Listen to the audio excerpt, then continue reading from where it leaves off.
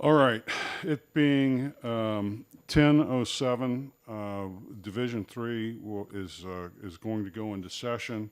We have 9 bills to talk about today.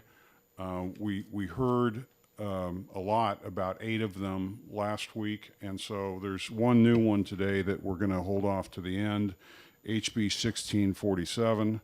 If you're here only for that bill, I wouldn't worry too much. I think we're going to move fairly quickly through the other 8 bills. It might take an hour, though, to get there.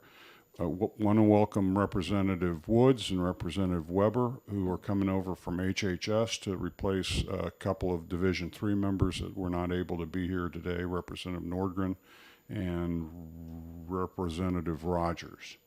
So with that, we're in session, and our first bill is 1604, including the state medical facilities and statute providing medical freedom immunizations.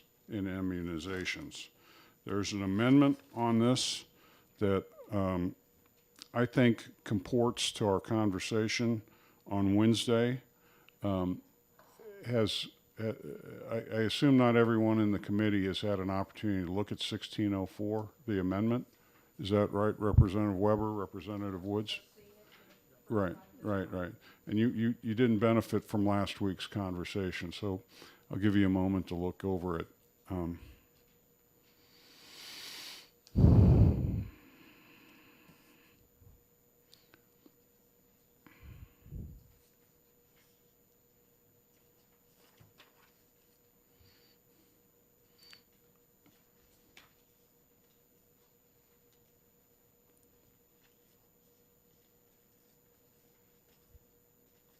Point out what's changed.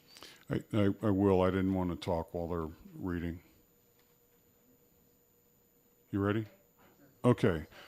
So what this amendment attempted to do, and I think it has substantially done it, if not completely, is the area of religious exemption was a little quiet in terms of what was needed by the employer to evaluate whether or not they've got a good religious exemption document. And so this basically spells out how the employer is to evaluate the religious exemption. Largely, it says that they have more of a bureaucratic function than to sit in judgment. I think that's because we wanted to honor the prime sponsor's thought and the House vote that since the government is here to protect religious freedom, it doesn't seem appropriate for the government to mandate an employer to oversee and evaluate the religious beliefs of an employee.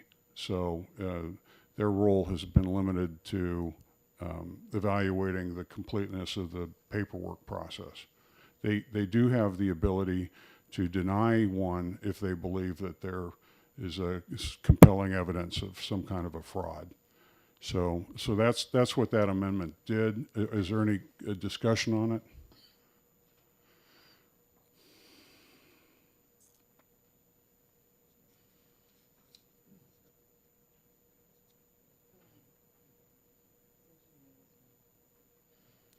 Representative Weber, you have a question? No, I just say thank you, Mr. Chairman.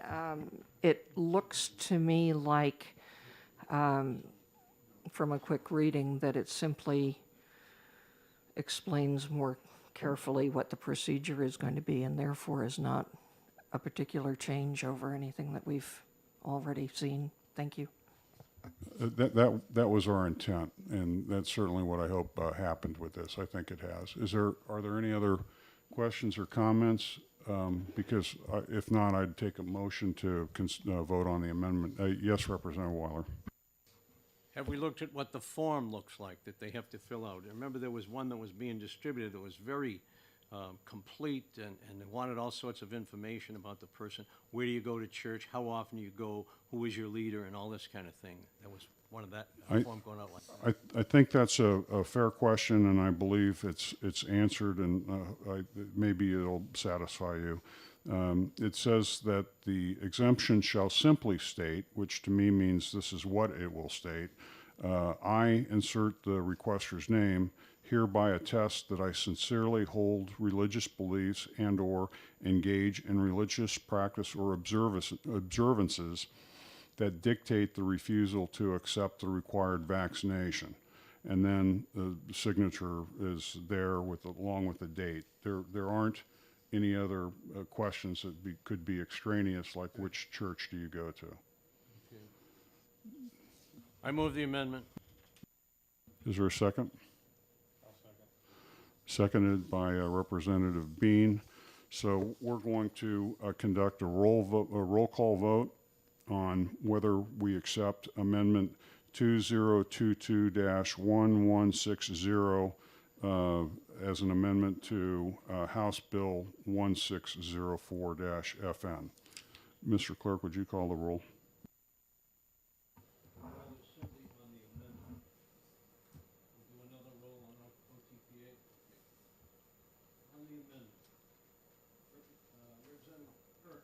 Yes. Yes.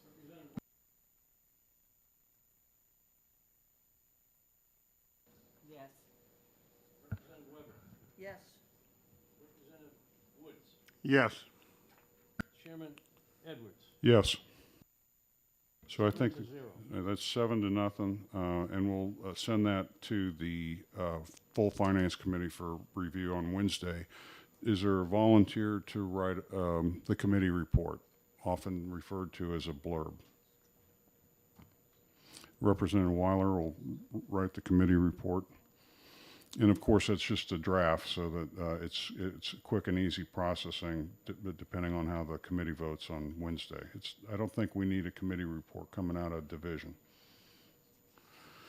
You want a roll call now on OTPA? Yes, sir.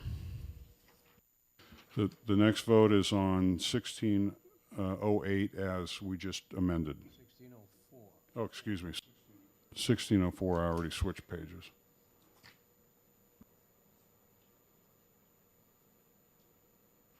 Representative Wallner has a question.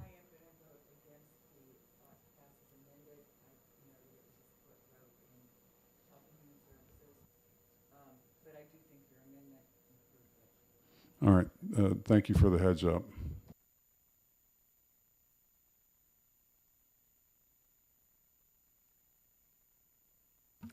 Yes. Representative Wallner.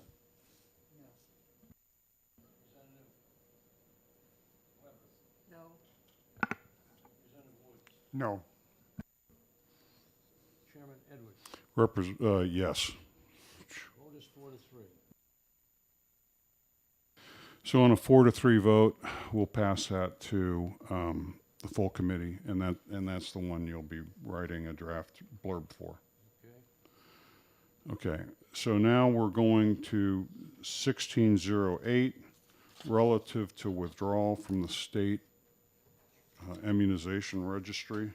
Is there an amendment that we submitted on this one?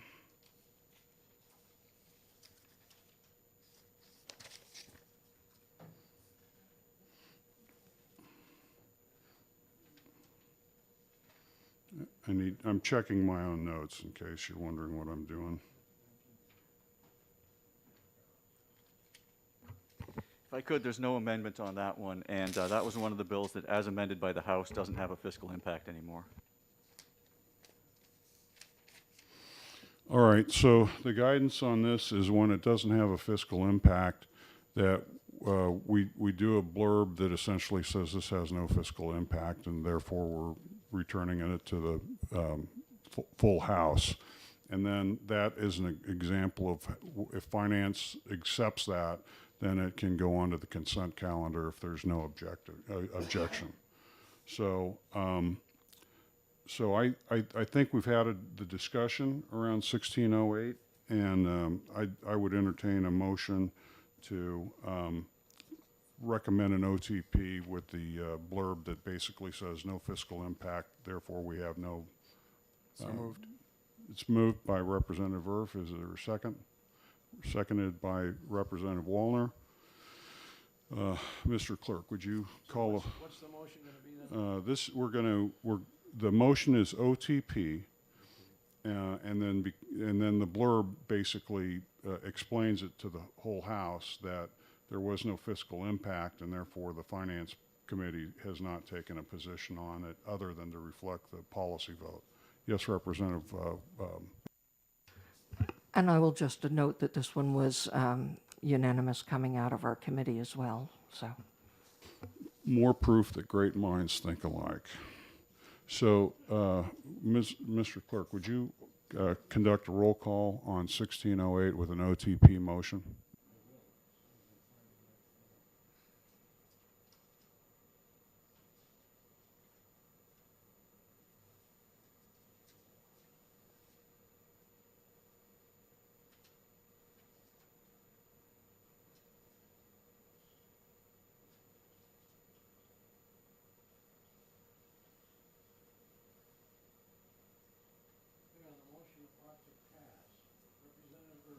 Yes.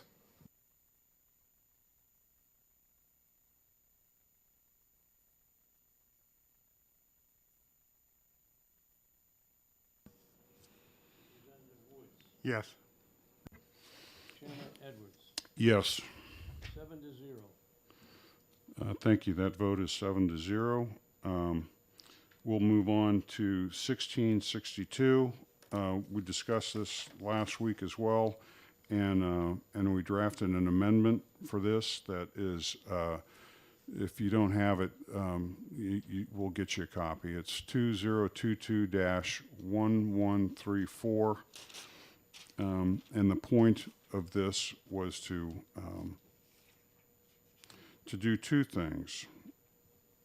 The first thing is on lines 3 through 4, and it's simply a clarification that the privacy impact assessments, which is a written risk assessment and mitigation plan, that is for each IT system and not just for the department overall.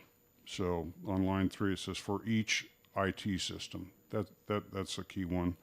And then the other was that the department had done a better analysis of the personnel and said that we should change it to a labor grade 30. And so you'll see on line 21, grade 30 is cited, and then the financial impact is adjusted based on that grade change. So that's what this amendment does. Is there any discussion on the amendment?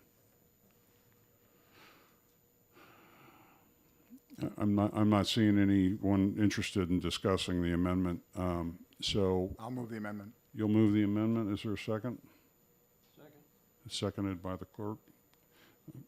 Would you please conduct a roll call on whether or not well, I guess we could, I've seen this before. You just a show of hands on the amendment and then a roll call on the, yeah, okay, let's do that. So show of hands if you are in favor of accepting amendment 1662 that is numbered 1134, please raise your hands. 7 hands. Okay, that's everyone. So now the vote, the roll call vote is on 1662 as amended by Amendment 1134.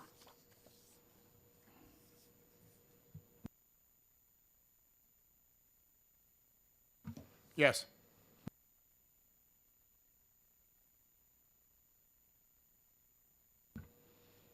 Representative Weber, Yes. Representative Woods, Yes.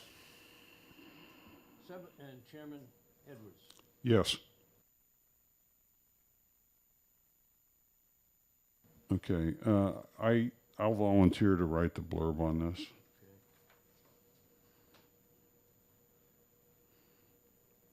Okay, so now we're on to HB 1609 relative to the scope of the Fetal Protection Act. There is not an amendment to consider, so this is the bill as we discussed last week. Is there any, I don't want to redo the whole conversation from last week, but I don't want to shut down debate either. So does anyone have a comment that they, or a question that they want to address on 1609? Representative Weber and then Representative Wallner.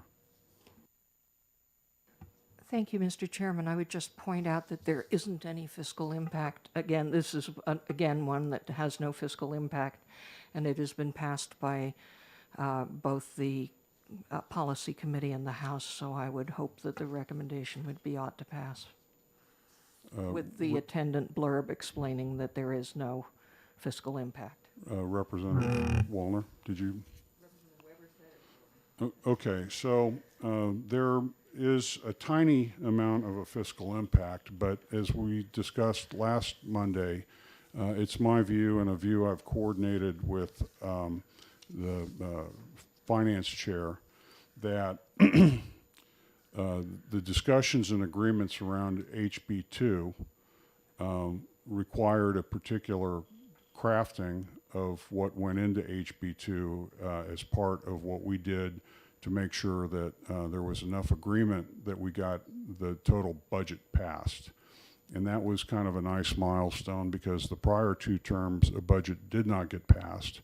And so we essentially got it done.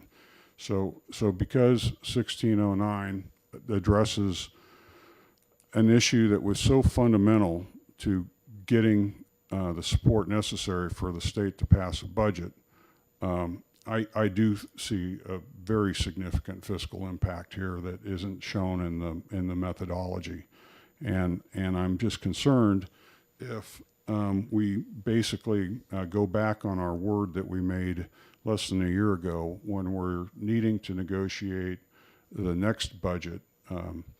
Whether the Republicans or Democrats are in charge, it's still an issue of credibility within the Finance Committee. If we make an agreement, will we hold to the agreement? And I want to say yes, we will.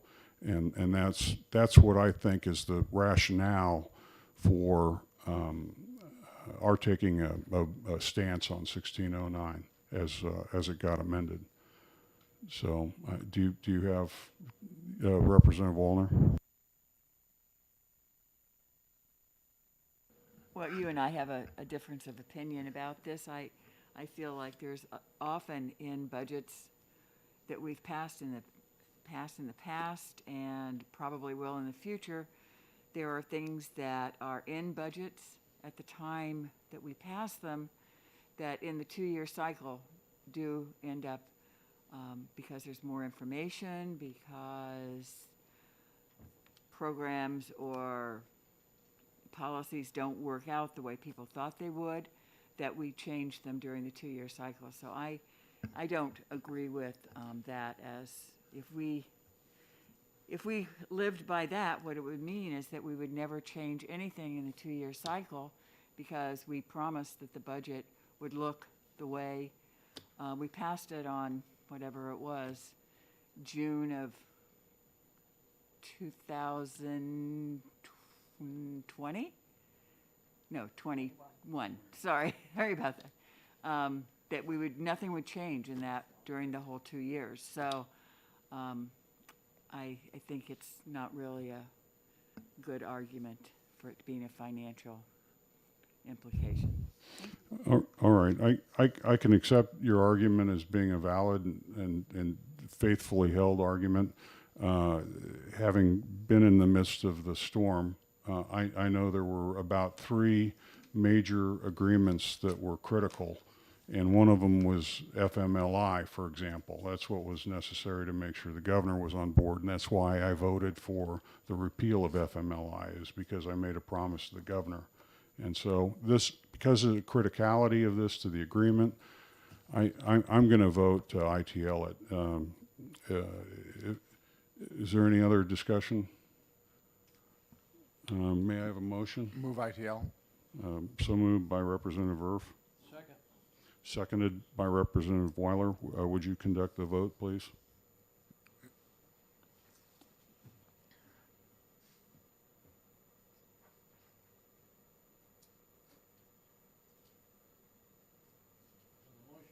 ITL. Representative Earl. Yes.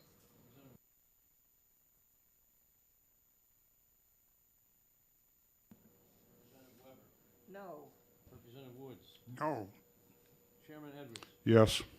Vote is 4-3. 4-3 ITL.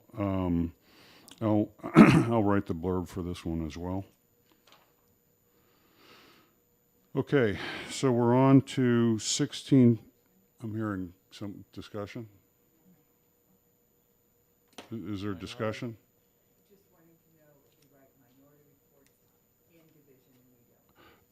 Okay, so I don't think we formally write committee reports out of the division. I'm wanting to get it done in advance, Well, it's. so that it's. So I can put it in the minutes. We're going to be writing a minority report. There will be a minority report on this. Thank you. Okay, thank you. Do you know who's going to be accountable? Okay, Representative Wallner, accountable for the minority report. Okay, HB 1622, relative to notice that a healthcare provider is no longer accepting new patients and relative to mental health parity. We do have an amendment on this one. Nope, there's no amendment on this one. No. There is no amendment on this one. 1622. And this was another bill that the fiscal note currently reads that HHS thinks there may be a small fiscal impact, but based on the department's testimony last week, there won't actually be one, and so the fiscal note will be revised accordingly. All right. So I think this hews to the argument that we should just pass OTP based on the policy committee's vote in the whole House, since it does not have a fiscal impact. And we've already written a blurb that'll say substantially that, and we can just repurpose the blurb if we end up deciding to OTP on this. Is there any discussion anyone wants to engage in on 1622 relative to mental health parity? Move OTP. We have a motion to OTP. Is that seconded? Second. Seconded by the clerk. When you're ready, Mr. Clerk, would you call a roll call?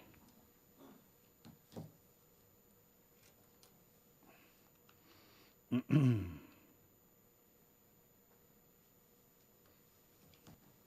motion to elect to pass on House Bill 1622, Representative Earl. Yes.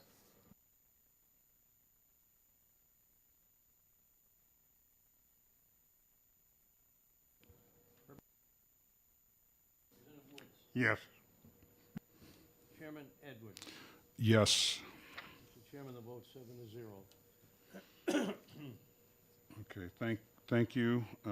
With a vote on that and agreeing that, is there any disagreement that we can just repurpose the blurb? No. So we'll just go with the same blurb that we used before. We're going to do the blurb. Yes. So now we're on to 1642. Representative Wallner has crafted an amendment on this. Would you explain your amendment to us?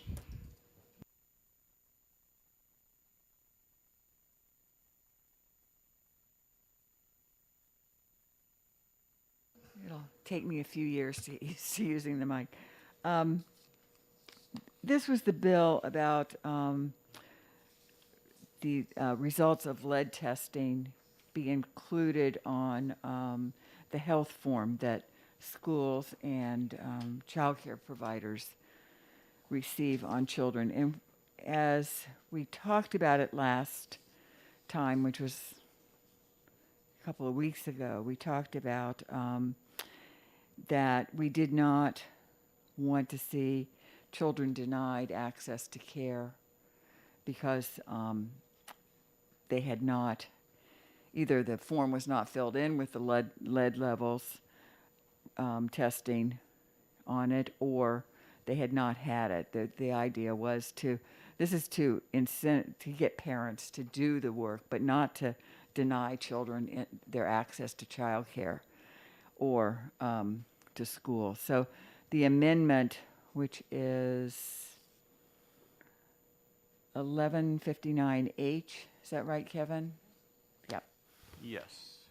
Actually says, the health forms shall include at least one result of blood level testing required under RSA 130-A:5-A or RSA 130-A:5-C. A child shall not be removed from or denied entry to childcare facilities due to lack of blood level test. So then my reasoning on it is, it is certainly policy, but for families, it certainly is a has real serious financial ramifications if they can't access childcare, or if they have to be in childcare and have their child removed. So, All right, thank you for that. Mr. Ripple, I think this may be a bill in which the fiscal note was to be amended, because the one that we have before us still says that the insurance department states that in order to meet the bill's requirements, it'll hire 3 full-time positions. Could you straighten us out on where we're at on the fiscal note, please? I think the fiscal note for this one suggested that the only impact might be to local school districts. And based on what we heard last week, the form already includes the information being requested, so there won't actually be a fiscal impact. Okay, so what I think I just heard you say, and I'm looking for clarity, is that the fiscal note needs to be amended and that the request for 3 full-time positions removed. I think the request for 3 positions was on a different bill, bill that you've already voted on. But yes, the fiscal note for this bill will be revised to say no impact. All right, just for those playing at home, the bill HB 1622 is introduced on page 3, where the fiscal note picks up. The second paragraph does say the insurance department states that in order to meet the requirements, it'll need to hire 3 full-time positions, each starting at July 1, 2022. The estimated costs are as follows, and then there's a table that shows salaries, but it doesn't look like would cover 3 full-time employees. So just give me one more moment. And then it also goes on to say the department states that the bill's impact on insurance premium tax revenue, if any, is indeterminable. So I do see a fiscal note. Representative Weber? I believe the fiscal note dates from the original bill, which had a reporting requirement for the schools, and they had to report, I believe, to DHHS, which is why there was a significant concern. And that was taken out in committee, if I am recalling correctly, and Representative Woods can correct me if I'm wrong on that. But I will also state, while I've got the microphone, that the amendment proposed by Representative Wallner does certainly represent the intent of the committee, which was to create more ways of incentivizing checking the levels for kids and making sure that that happened, but it was never the intent of the committee that a child not be allowed to continue at school. We were considering the health aspects and perhaps not quite as clear as we should have been on the school aspects, but we didn't want removal from school to be a consequence. All right, I think Representative Knerk, when he was standing in for HHS last week, did make that point, which is why the amendment got crafted as it did. I look to the LBA to be the official arbiter on the status of fiscal notes, and I just want, before the fiscal committee or the finance committee votes, that we know what the fiscal note is going to say. Yep, and it'll say no impact. And I just want to clarify for the record, I think some of these bills have similar numbers. 1622 was relative to mental health parity. I think that one had the original cost. 1642 didn't have the positions. And it did originally have a fiscal note, but we've since amended it to say the only impact will be to locals. And we'll amend that again to say no cost at all. Okay, so I'll take you at your word. You know what you're doing. So to the state, I think we can vote, assuming that there is no state cost to doing this, but that we are adding an enforcement cost at an indeterminable level to the local schools because we're asking them to do more, and we're not sending them any money to do it. So I will be voting. I like the amendment, so I'll vote for the amendment, but I intend to vote against 1622 because I think it violates Article 28A, which is our no unfunded mandate rule. If we want to come back and amend this in the full finance committee to pay for it, so that the schools aren't just doing more with less, I would, or at least more with the same. I think that would be good, but I don't have that amendment today. So I'm looking for a show of hands. Is there any other discussion? No. I'm looking for a show of hands on Representative Wallner's amendment 1159. 7. Okay.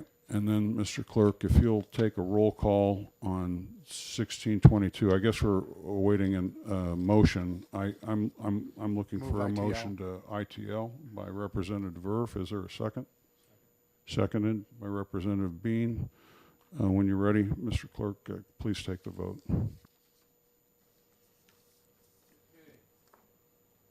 the motion of ITL, Representative Earp, Yes. Representative Weiler votes yes. Representative Bean. Yes. Representative Wallner. No. Representative Weber. Representative Woods. No. Chairman Edmonds. Yes. 4 to 3. All right. So we send forward an ITL recommendation to the committee after accepting the amendment. Who wants to write this one? I'm looking at our vice chair. Do you want to write a blurb on this? You're well It's either you or Representative Woods. Right? All right. Okay. I just want to say for the record, who's here? Raise your hand if you're here from the department. I got 1, 2. I got 2 folks. So this is the other thing that I want to say about this bill. This is great. We want our kids tested for lead. I voted for the requirement that our kids get tested early, before daycare, and then before schools. I voted for that. I want the testing. Philosophically, I'm opposed to this because I don't want the legislature to lean on the school system to be our enforcer. I think that messes up the relationship of an educator to the parents and to the family. And so what I would encourage the department to do is to develop with others a public health education program so that, you know, we're out of COVID now, so all the COVID reasons for not going and getting it done, those should be behind us. Let's educate our parents to let them know why this is such a great idea. We don't wear seatbelts, or we don't have a seatbelt law, and we wear our seatbelts more than they do in Massachusetts. We'll do rational things if we understand why it's rational. So if we, you know, I'm not opposed to lead testing. It needs to be done. I just want to make sure that we're doing it with respect to our citizens. So, thank you.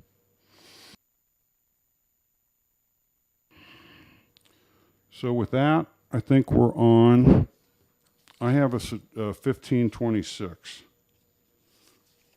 This is relative to income eligibility for in and out. And I have an amendment to introduce to this. if we accepted everything, and the amendment number is 1121, by the way, if we accepted everything that was in the in the bill as it came over to us, 1526, this amendment does that too, also. What it does that's different, though, is instead of funding the entire year that begins July 1, 2022, so in a few months, and going for a full year, what it does is it just funds the last quarter of the next year. Okay, so it'll still be in this budget. It's a change to this budget, but it's only for 3 months instead of 12 months. So what was the thinking behind that? The thinking behind that was that we once the budget's in, we should try not to affect it unless it's really important. And this is really important, so I'm okay with affecting it somewhat, but not for the full year. I've gotten the support of the finance chair and the speaker to support 1/4 of a year instead of the full thing. If we approve this as a House and the Senate accepts, it will become law before the governor's budget process starts.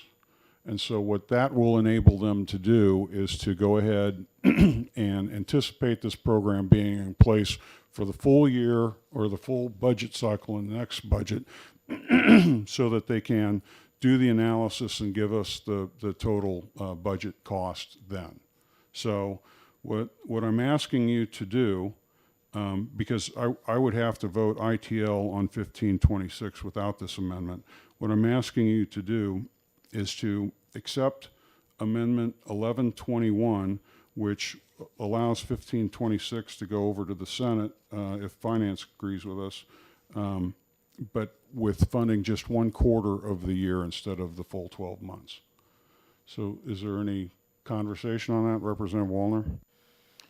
Well, I would have much preferred us to have funded it for the full year.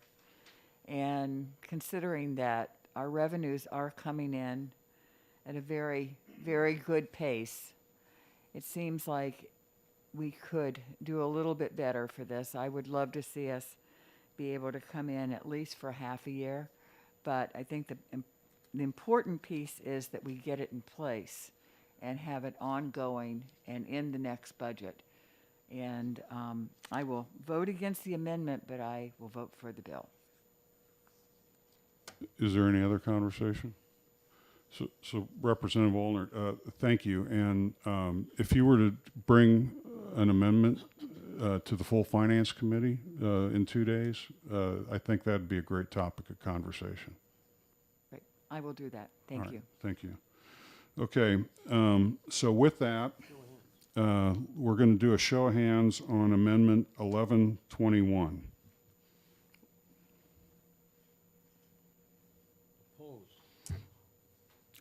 Well, now opposed. Did you guys? So the amendment is accepted 4-3, and now we can take a roll call vote on 1526 as we just now amended it. So moved. Second? Earth and Wiley. Thank you. You can conduct a roll call when you're ready.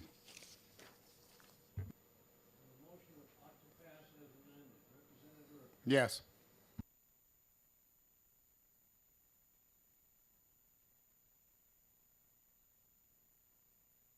Yes. Yes. Yes. 7-0. Thank you. Okay, so with that, we can move on to House Bill 1531, repealing certain statutory commissions relating to children. And I'll go first to Mr. Ripple to verify my understanding. My understanding is an updated fiscal note would indicate that this has no fiscal impact. Is that correct? That's correct.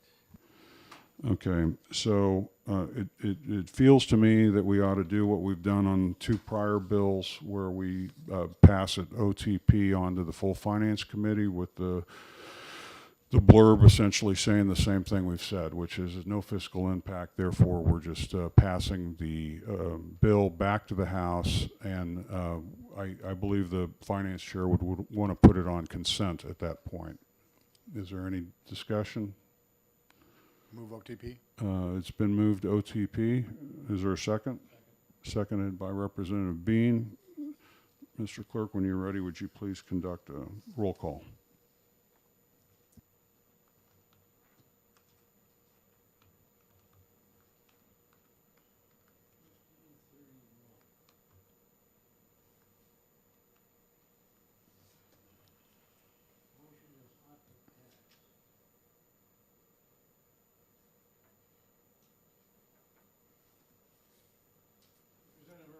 Yes.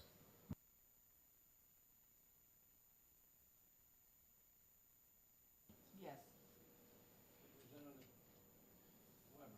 Yes. Yes. Yes. 7-0. Okay, so 1531 passes 7-0 OTP, which brings us to 1647. This is a bill that Representative Abrami wanted to talk to us on. He's across the hall.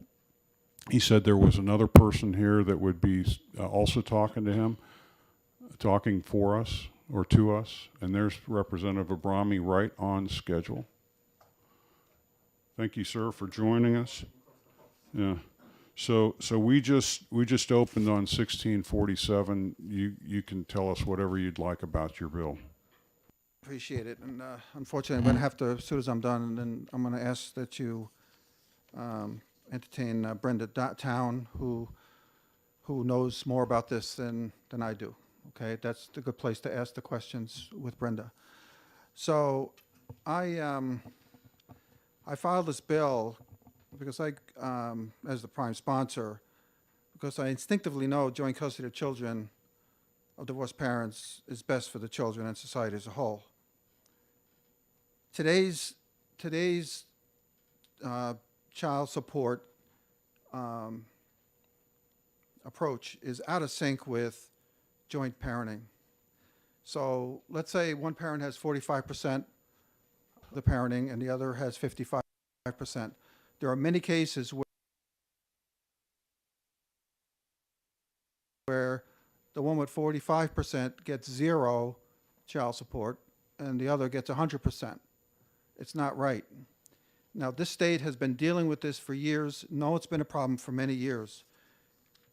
In 2018, this finance committee funded a $500,000 research report, and it was done by the Carsey Center. And that report gave many recommendations. I mean, obviously, we spent $500,000 on this as a state. Something's broken for us to do that. And this bill reflects many of the recommendations that were in that report. Now, in 2020, there was a Supreme Court case, Anderson versus Anderson, which they refused to take. Well, they took, but then they said, wait a minute, we're tired of this. We're tired of all these cases from lower courts coming to us because we need to define child support better than we do. And they said, fix it. Now, I was in this position a couple of years ago when we had the issue of how towns were assessing utility properties.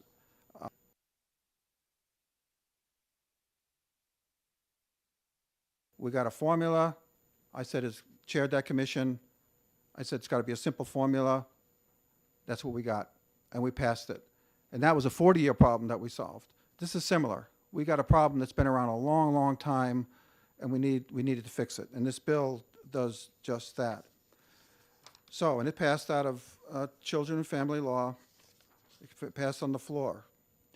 So there's two things you're probably going to hear after Brenda. There may be others testifying about, well, some are going to say, well, this is going to create more court cases. I beg to differ on that.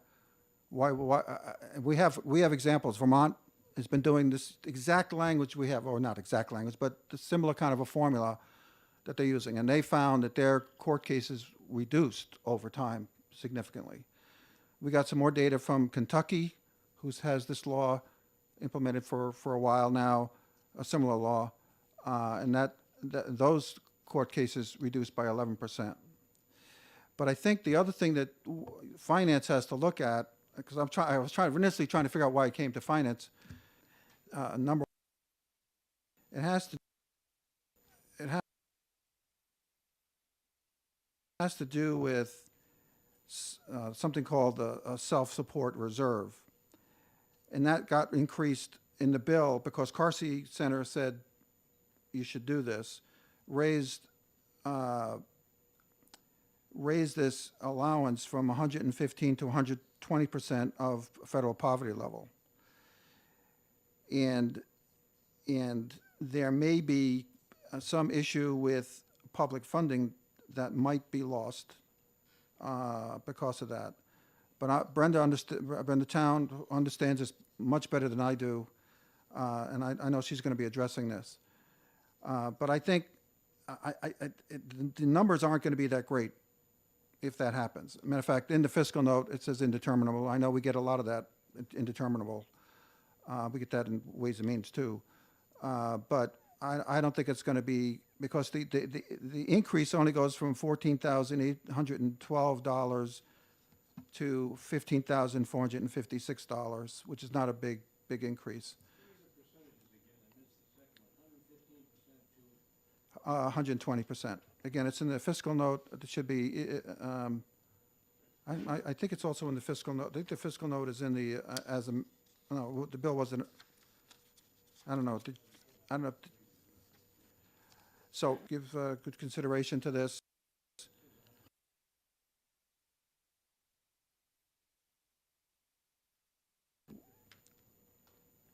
And Ms. Town can explain this a lot better than I can. There's one question I'd like to ask you. Sure. In your testimony, you said that you think that the litigation, if we pass this, would decrease. The fiscal note says the opposite. The judicial branch states that the bill will likely result in additional litigation in certain instances in which child support would be reduced by the new guidelines. So why do you think they've got it wrong? I don't know. We heard from other states that's not what happened. All right, and then I noticed that your next speaker has an answer. Yeah. Are there any questions for Representative Abrami who wants to get back into his hearing? All right. I have a question. But my question is,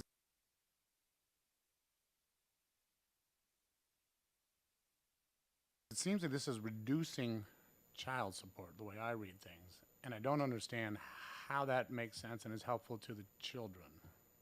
No, it reallocates how the child support is given to each parent. Because this is about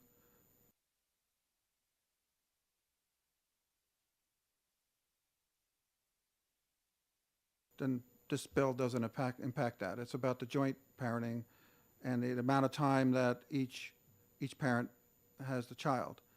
And again, Ms. Town can explain that better than I can again. So, If I hear that right, check my interpretation, that in the joint parenting scenario, the amount of the child support will stay the same. This formula just clarifies which parent should be paying how much of that same Right. total. exactly. All right, thank you. Representative Wallner, did you have a question? Representative Abrami can decide if he wants to field it. I'm just trying to follow the conversation. And so it will reduce, or it has the potential to reduce the child support for one parent. I'd rather have, better that she answer the question because she knows this inside and out, and I don't want to give the wrong answer, Okay. okay? I understand And plus, that. they're waiting for me, and we're dealing with the Okay. marijuana bill right now. Oh, that's I don't want to keep you from your pot, so. Okay. Thank you so much for coming by. I appreciate it. And then, do you two want to come up? Because it looks like you both had interest in answering questions. You're welcome to join her at the table if you think you might. You have to press until you see red up here. There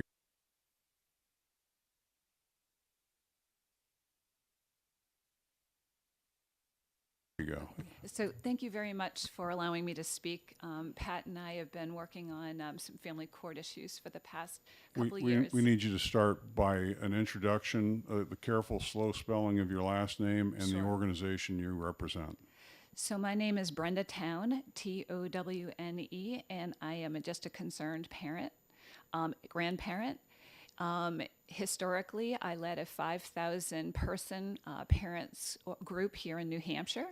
And today I am following through with some of my commitments to those folks that we would try to remedy some of the challenges in family court. So, And the gentleman's name? My name is Michael. Last name is Dinan, Dinan, Dinan, and I'm a father of two young ladies from the Portsmouth area. So you're not representing an organization? I am not. All right, very good. We're happy to hear what you have to say, Ms. Town. thank you very much. I'm going to give you a little bit of history because I think that will level set why we're here. So back in 2015, the legislature heard a bill to move New Hampshire to the Vermont calculations, which are embedded in this bill. It was decided at that point in time in 2016 to change that bill effort for the state of New Hampshire using the CARS to evaluate the practices of New Hampshire and make recommendations.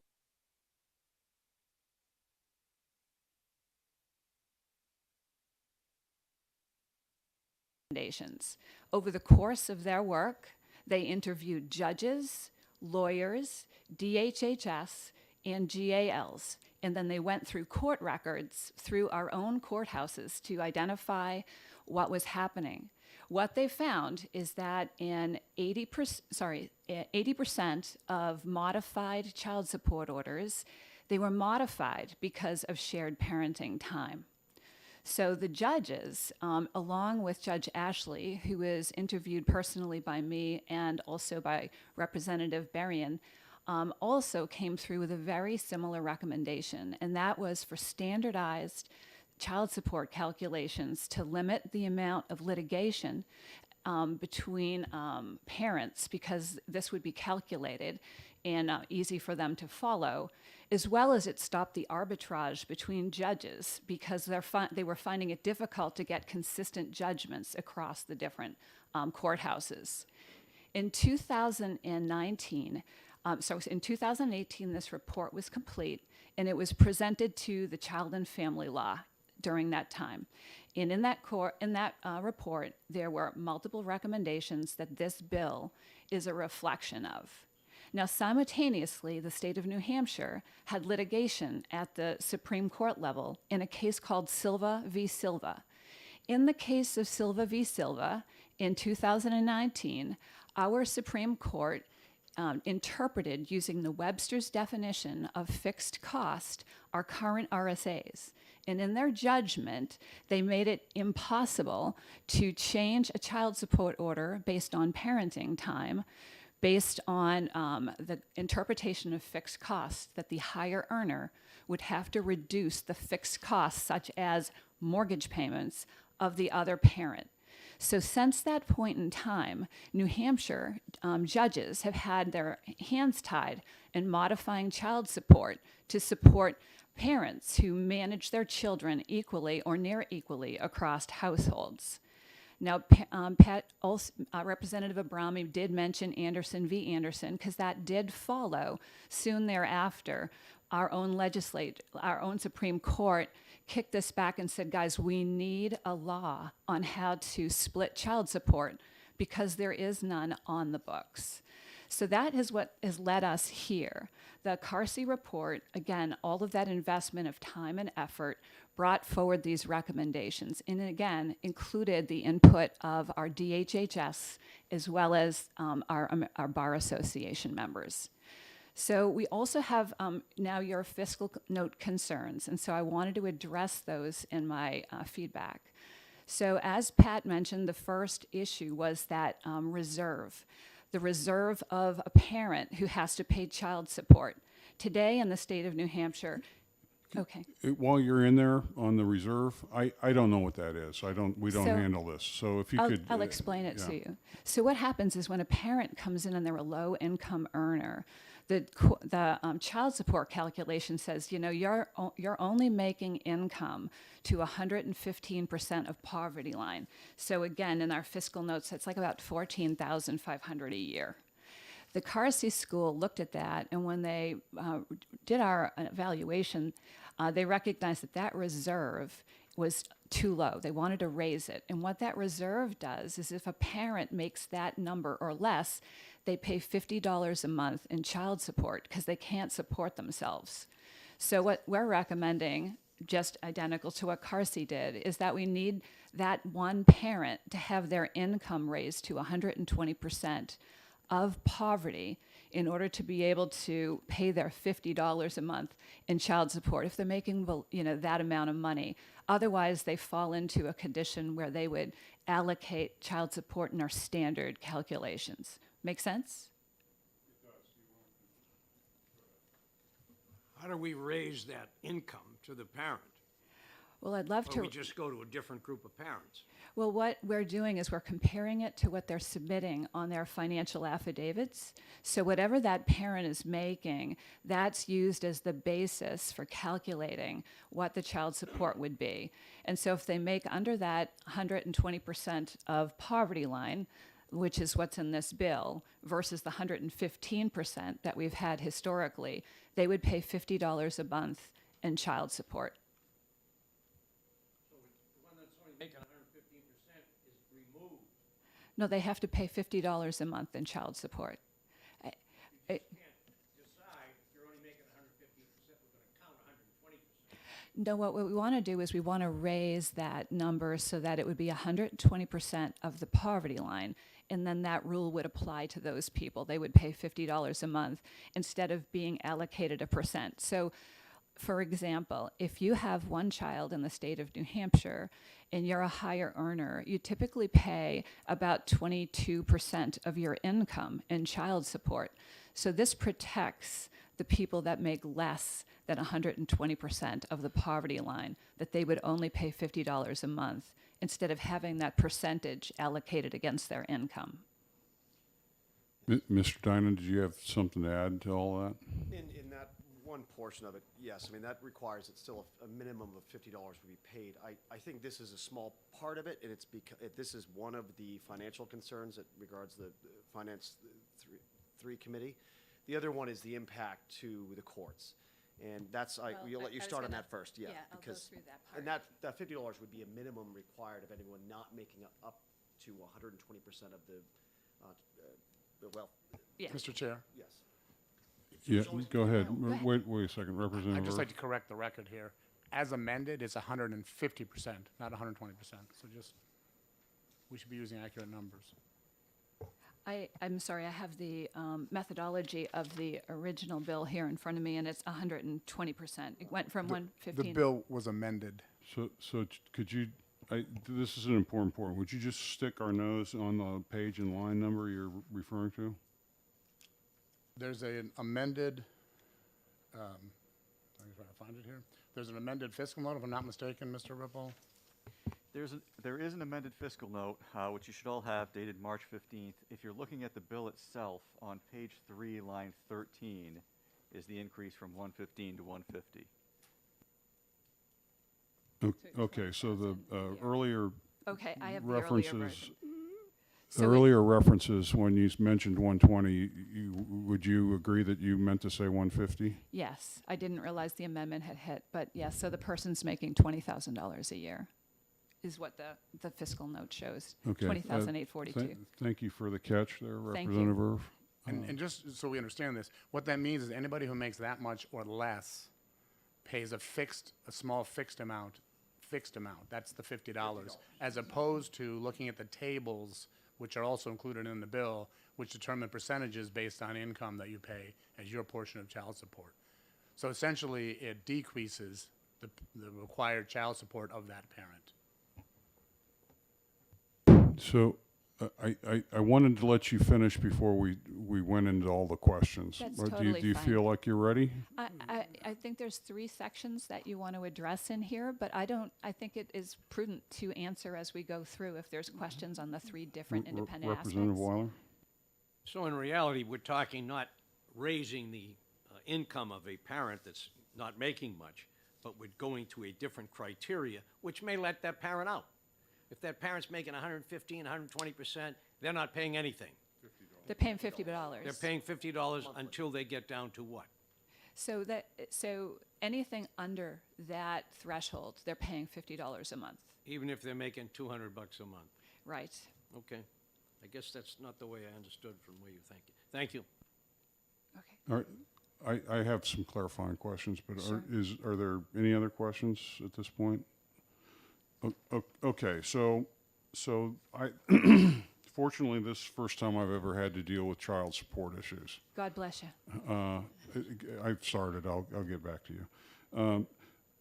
So the 2 big things in my head going into this is, what is the impact on the total amount of child support that gets paid to take care of the child? Does it go up, stay the same, or go down? It sounds like it may go down under some scenarios of joint parenting. I want you to clarify that. Right. And then the other part, while you're talking to that, though, is connected, is what happens relative to the state's obligations? Does the amount that the state contributes in TANF or anything else, is that affected by this bill? And if so, how much? Okay, so I'll start by walking through the calculation so that we can level set. So what this bill does is it considers the fact that parents are parenting their kids in 2 separate households with nearly equivalent parenting time. And so because of that, the expenses of having 2 households are actually higher.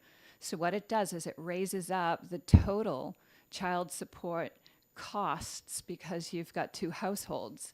And then what it does is it allocates, based on income, the percentage of that obligation, how it would fall into each house, and then it gives a credit for the amount of time that you're parenting your children. So you raise the overall cost profile, recognizing that there's 2 households.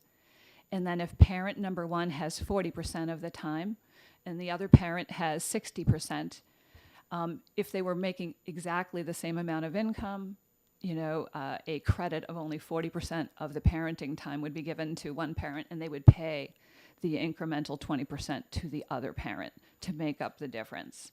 And then it also, as I said, considers income variability. The income would be leveled between households. That's a great explanation. And then could we just get a yes or no? Is the amount that the state pays affected at all by the way these calculations take place? Well, I would tell you that what would affect the state would be the matching federal funds for Title 4D. Today, New Hampshire is the 3rd highest child support ordered state in the country by almost 40% over the median. And that has occurred especially over the past few years with our courts' inability to allocate parenting time as a factor in determining the child support order. So in effect, our overall child support orders will decline because now we're righting a wrong, all right? So that the matching funds from the federal government may in fact decline in our Title 4D matching. But it needs to be clear, those are only funds that go through the state. I'm sorry, yes. Those are only for funds paid from the higher earner to the lower earner that go through the state. The majority of the funds that are paid, and which would, all of them would be affected by this, are paid directly, such as I don't pay through the state, so the Title 4D doesn't benefit or not benefit from what I pay. That is only for payments that go through the state, yes. And just wanted to make a quick point about this. What happened with Silva v. Silva, and it's taken me about 3 years to get understanding of this because I've suffered it myself and live this every day, is that the higher earner pays the lower earner the total amount of funds that would have been available to be shared across two households. You can use the word spread across two households. But what Silva v. Silva did, because of the fixed cost issue, and then also another thing when this went to the Supreme Court, is it said equal or approximately equal parenting time is not a grounds for an adjustment. So what that did, we all heard Anderson v. Anderson, that statement, and what the judge said in Anderson v. Anderson, he said, it's not my job to make the laws, I enforce them. Go to your legislatures. And in fact, he said that, go to your legislatures. So we now have the third highest amount of child support paid in the country. We were a national parenting organization, gave us an F. And it's because we don't have the offset method. Most states, Vermont, what 1647 would do, 1647 would do, is allow the higher earner to pay the lower earner. The lower earner pays the higher, basically the delta between the two.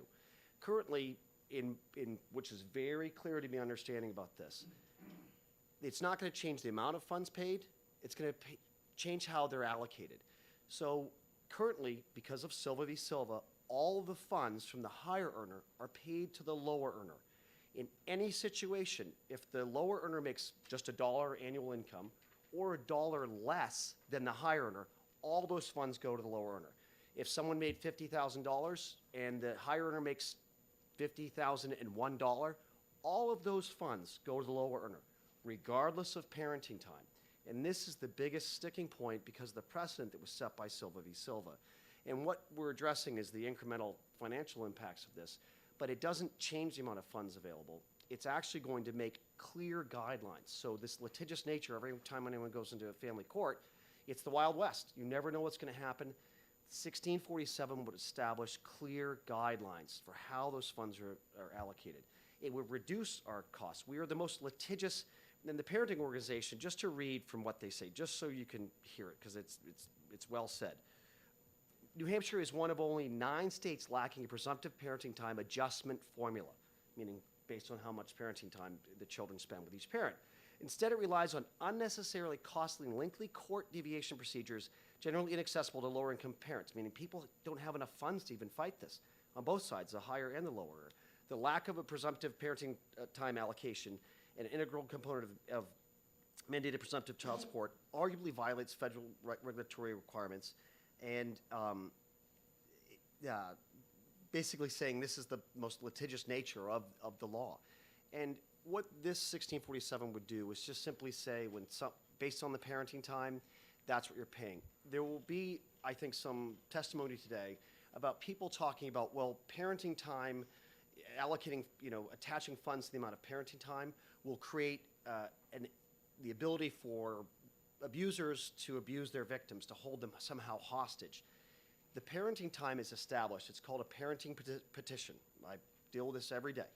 The parenting petition is agreed upon separately and in advance of any kind of child funds as they're allocated by the judge. Because the Uniform Support Order is what's called. The USO is what the judge hands you when you find out what you'll be paying or receiving. So the parenting time is not in any way associated with or based on the amount of time that you have the children. So when another group may get up today and say, well, this will allow abusers to abuse their children, it is not. In my case, I have them more than 55% of the time, but I'm left with zero amount of funds that would have been allocated on this per our child support guidelines because of Silva v. Silva. And we're also, in advance of that, we're already one of the highest paying states in the country. 2014, we got a C by the parenting organization. In 2019, we got an F because we're the third highest, as in failure. And this is the nature of what we're discussing. The impact to the court, but the details of what relates to the Finance Committee, court costs would go down. People's parenting time would be clear. The funds would be clear. There wouldn't be as much litigious nature. And also, the child support reserve is a little tricky one, but that basically means that someone's going to pay $50 a month regardless of what they're earning. But again, that has to be the higher earner. There's another bill out there right now that talks between 50 and 60. That's only 10% that the other bill would apply to because you have to be the higher earner. You have to be the 51% of the income to be the higher earner. So between 50 and 60 is the only area you get it. 1647, it replicates all the other states. It does what is successful. It is clear. The interest of acting up, that our courts are somehow going to be impacted, or this abusers, kind of holding the victims hostage is just, I don't know why anyone would say that, because everyone knows it's agreed to by every parenting organization, the CARSI study, the Dartmouth study, this national NPO, is that children do best when they're with both parents. That's been made clear. Why would there be any other interest in expressing otherwise?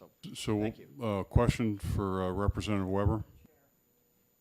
It's really a question of you, because I'm a visitor here and a ringer today. I'm very uncomfortable because it seems like what we're having is a whole nother hearing on the policy underlying this bill, which has already been decided by the Children and Family Law Committee. And I say that as somebody who has actually practiced law in this area back in the late Stone Age in Vermont, when we did in fact allocate between the two parents based not only on the differential between incomes, but the differential between time spent. And it wasn't who had control, it was the time spent. I have opinions about this bill, but I think I ought to defer to the policy committee on the policy of the bill, because they heard everybody speak, not just one set of people. And I truly think we ought to confine ourselves here solely to the question of, I think, is this going to change court costs in any way is very valid for this committee. I also think the question of whether this is going to have any impact whatsoever on state obligations for payment for kids whose needs are not being met under whatever the scheme is that we come up, because those are state funds. But I'm very uncomfortable with this whole re-examination of the policy behind behind something which has been considered by the Children and Family Law Committee, and where decisions have been made already. And I'm a visitor here, so I don't know the reasons for this, but it seems peculiar to me. So I just wanted to raise that as a concern. Thank you. You're welcome. And if you get to the point where you're just really uncomfortable to a point where you can't bear it any longer, you can excuse yourself. But the reason I'm never going to get to please that don't point. interrupt. I'm just Please, I explaining. didn't interrupt you. The reason we're listening to this is twofold. One, the sponsor of the bill asked us to hear from Ms. Toll, and I invited Mr. Denham up. Okay, when I'm casting a vote relative to money, I want to understand the mechanics of what's going on underneath it, so that when we do talk about the money piece, I know whether or not it makes sense given what I understand about the underlying policy. So I have no issue with us getting smarter before we vote. I think intelligent voting is better than not having the information. So at this point, I've tried to be courteous to Ms. Toll and Mr. Denham to let them say what they wanted to say, because it was all educational. But I asked two questions earlier. Does this reduce the amount of money for the kid? And I think I heard, no, it doesn't. It just shifts the percentages. And two, because we're proposing a formula in this bill, it should make it much more easier for the family courts to assess who pays how much in a joint custody situation. And to me, the logic of that suggests that the state costs could be reduced because there's going to be less fighting over an arbitrary amount of money being selected. And so knowing what I know from the testimony, I'm now kind of confident that I disagree with the fiscal note, because the fiscal note said that it's going to result in additional litigation. And because we've been made smarter, I don't think that's true. So, so thank you for your comment. But I just think it's in everyone's interests, to include the public, that when we make a decision about money, we're not doing it in isolation. So that's where I'm coming from. Representative Weiler? Thank you, Mr. Chairman. Mr. Dinan, since you've revealed that you have 55% parenting, how is the money split and what will this bill change? Currently, all of the funds that were allocated, so to use somewhat hypothetical numbers, we were assigned about 26% of both of our income, because 22 for one child, 26 of our income when you have two children. So it's 26% of my income before taxes. It would be 26% of my, I don't want to call her ex, but my children's mother would be paying 26% as well. Those are combined, and they should have been split. Currently, all those, 100% of those funds go to her, the lower earner. What this would do is, based on parenting time, it would give me a credit, is the term that the law uses, 1647 uses, and Brendan uses. But basically would say they're with me 50% of the time, so thus 50% of those funds should be with me. Currently, I can't pay for camps. I can't pay for clothing. There's another law called CODARE. If one parent has all the funds, the other parent, I can't make that person do anything. You know, there's no means of me telling them how to spend their money. So currently, if the children don't have clothing or they can't go to a camp, I have no input on that. That's where this becomes a real problem. It's one parent makes all the parenting decisions. That will come down to how they're given driver's licenses, how they get car insurance, how they get a cellular telephone, television, school books. So all those funds, to answer your question, I apologize for carrying on, would be split between two households. And it wouldn't be based on 55. It would still be 50-50. So now you're giving all the money to the other parent? One parent, the All lower of it. earner. The lower earner. Doesn't matter if that person makes $1 less than the higher earner, all the funds, per Silva v. Silva, go, and this is where I don't think a lot of people understand how it really works. And the Family and Law did speak on this as well. The Family and Law Committee, Children and Family Law Committee, especially Kim Rice in the legislature, it was her, the testimony was her, and it did pass. And there is another bill that's out there called SB 431. I don't want to confuse our discussions. It's a Senate bill that suffered the same scrutiny. What this law would do is simply provide the people that may speak against this bill, it actually provides real bumpers. It provides a real road that everyone can drive down and get to the same destination with clear, prescribed numbers. The current Silva v. Silva and then the other opposing bill turns everything into the Wild West. It would say that they would not give any relief to the higher earner. So currently, I have no input on how any of the funds are spent. This is the same with all parents, and believe me, there's moms that are the higher earners, and the lower earning dads, they don't really, their effort is to stay underemployed. It really creates a scenario where if you're the lower earner, you have to protect your making less than 50% of the total. And you'll do a lot of things to do that. And I'm not going to go into details of my personal situation, but it promotes less funds being available for both children. That's what the current law would do. That's what SB 431 would do. 1647 is what every other state uses. It's called the offset method. We're actually in violation of federal law currently. That's what's being told. And I think the discussions on, this is a financial discussion. I'm just giving you more education, a little bit of details.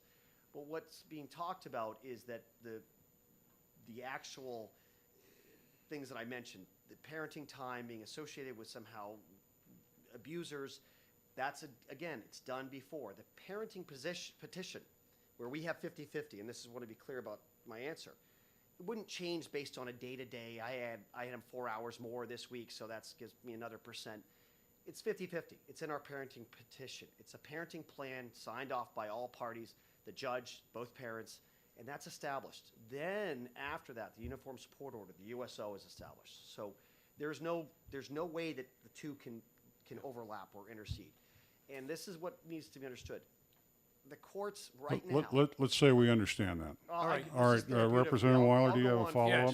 No, thank you for increasing my understanding. It doesn't seem fair the way it is presently. Thank you. It's not just unfair, it's our children are suffering because of it. I have no input on how any of the funds are spent, and this is what's interesting about any party that speaks against this law. What is their interest in saying that both parents shouldn't have say on how the funds are spent for the best interest of their children? How could that be? And that would go against what every the Dartmouth school, the Carsey school, the NPO. Why would anyone say this? Well, I'm finding out, because I don't like conspiracy theories, but a lot of the groups that are speaking against this bill are actually funded by the New Hampshire Bar Association. but that's Please, let's separate. just wait to hear from them without you impugning anything, all right? Yeah. So Representative Wallner? I was wondering, this is a question of you, Mr. Chair, whether or not there's someone from the department that's going to speak on this. I'm interested to see what the financial aspect of this is and how it affects the state. That's a good question. I was going to ask when they're through if there's anyone else that would like to testify. So, do you, Ms. Towns, you have? I did want to answer a question that you had asked Pat Abrami, Representative Abrami, and that was because of the judicial note saying that this would cause court costs to rise. So I wanted to address that because what that is referring to is that since 2019, all of the court orders that have been issued for child support for shared parenting have been done under the umbrella of Silva v. Silva. So we have thousands of families out there who have had poor child support orders issued where one household is hamstrung compared to the other. And if this law is addressed, it will probably need some, there'll be a wave of parents coming in looking for it to be addressed. Okay, just to make sure I'm hearing you, that there's probably a 2 or 3 year backlog of these joint custody orders that are going to have to be resolved using this formula, and therefore, in the short term, there could be a higher judicial expense. Yes. But the expectation is once we hit stable state, we're probably going to have a lower number going forward. Yes. Is that fair? That's very fair. I just didn't want to leave that open because No. there is some truth to the fact that there are folks out there who are going to want to have I- their I child re- support I order really, changed. truly appreciate your clarification. That was very helpful. Representative Weber? That was exactly the question I had, so she has answered it. Thank you. I think it's being designed in that the, Use the mic. oh, yes, sir. And the reason we do that is because it's being broadcast and recorded, so we want to make sure we hear you. We're on TV right now? Yes. I'm sure. The It's law- done nothing for my celebrity, so don't Yeah, get too so nervous I don't want for to it. distract from. I don't want to dilute your celebrity. Yes. So the time that every 3 years these child support orders, the parenting petition is reevaluated automatically every 3 years. What I think 1647 would do is be wrapped into that rotation. So when someone's up for their next 3 years, it actually would help reduce those costs even further because that's going to happen anyway. People already get their hearing. It should be every 3 years. Okay, I do have an in-the-weeds question. There's a lot of good reasons to pass this, lots of good reasons. I just want to know if mechanically we're going to insert a perverse incentive for one parent or another to increase their fixed costs in the amount that they pay for mortgages. And on the other hand, sometimes they can't help it, their rents got raised. And so how does that changing of the fixed cost get factored in over time? So the child support calculation is a percentage of overall income. And so our RSAs on child support allow deviation from the standard calculation if there are extraordinary expenses, like let's say the children are going to private school and there's a funding that needs to be funded by both parents. So there's other ways that judges can modify outside of income and parenting time to right the ship. But overall, a standard child support calculation starts with income and then childcare expenses, health insurance. Those are really the key factors that are at the standard for calculating child support. And then, as I said, our child support laws allow for extraneous things to be evaluated by a judge and balance out the books. Okay, earlier I could have sworn I heard you mention mortgages as one of the major components of the fixed cost calculation. Did I mishear you? That was in relationship to Silva v. Silva. So when the judgment was made interpreting our current RSAs the way that they're drafted, they used the term fixed costs, and so it narrowed the ability of anybody to be able to get an adjustment for parenting time based on that. Thank you for that clarification. Are there other questions for these panel members? Representative Irv? Just one question. So I get the situation with the income's roughly equal or even, close to equal. That makes a lot of sense to me, and I understand why that wants to be changed. What will be the impact on the situation with just the other extreme, a very low earner, very high earner? So you'll see, again, the total child support order, very similar to, it's what you would see today, but they're going to increase it by 50%, recognizing that the households have twice the costs.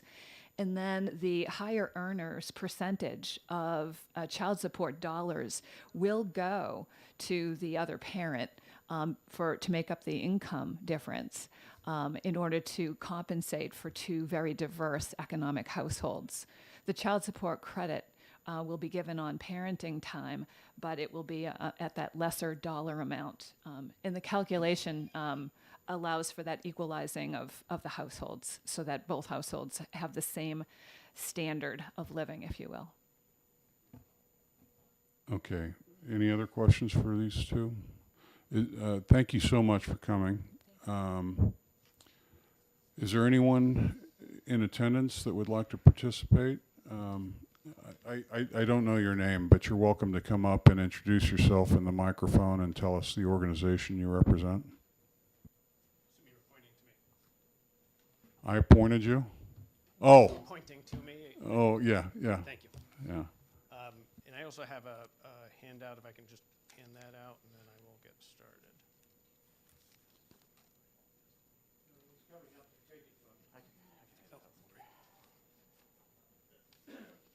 Some extras too, if I get my fingers to work. This one for you.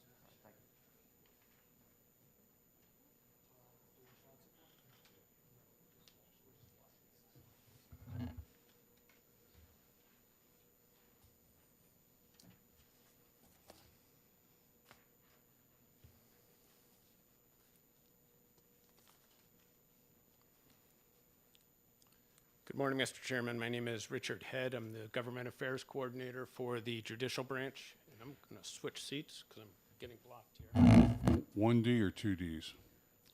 1D, as opposed to the former representative who couldn't spell his name and put 2 Ds in his name.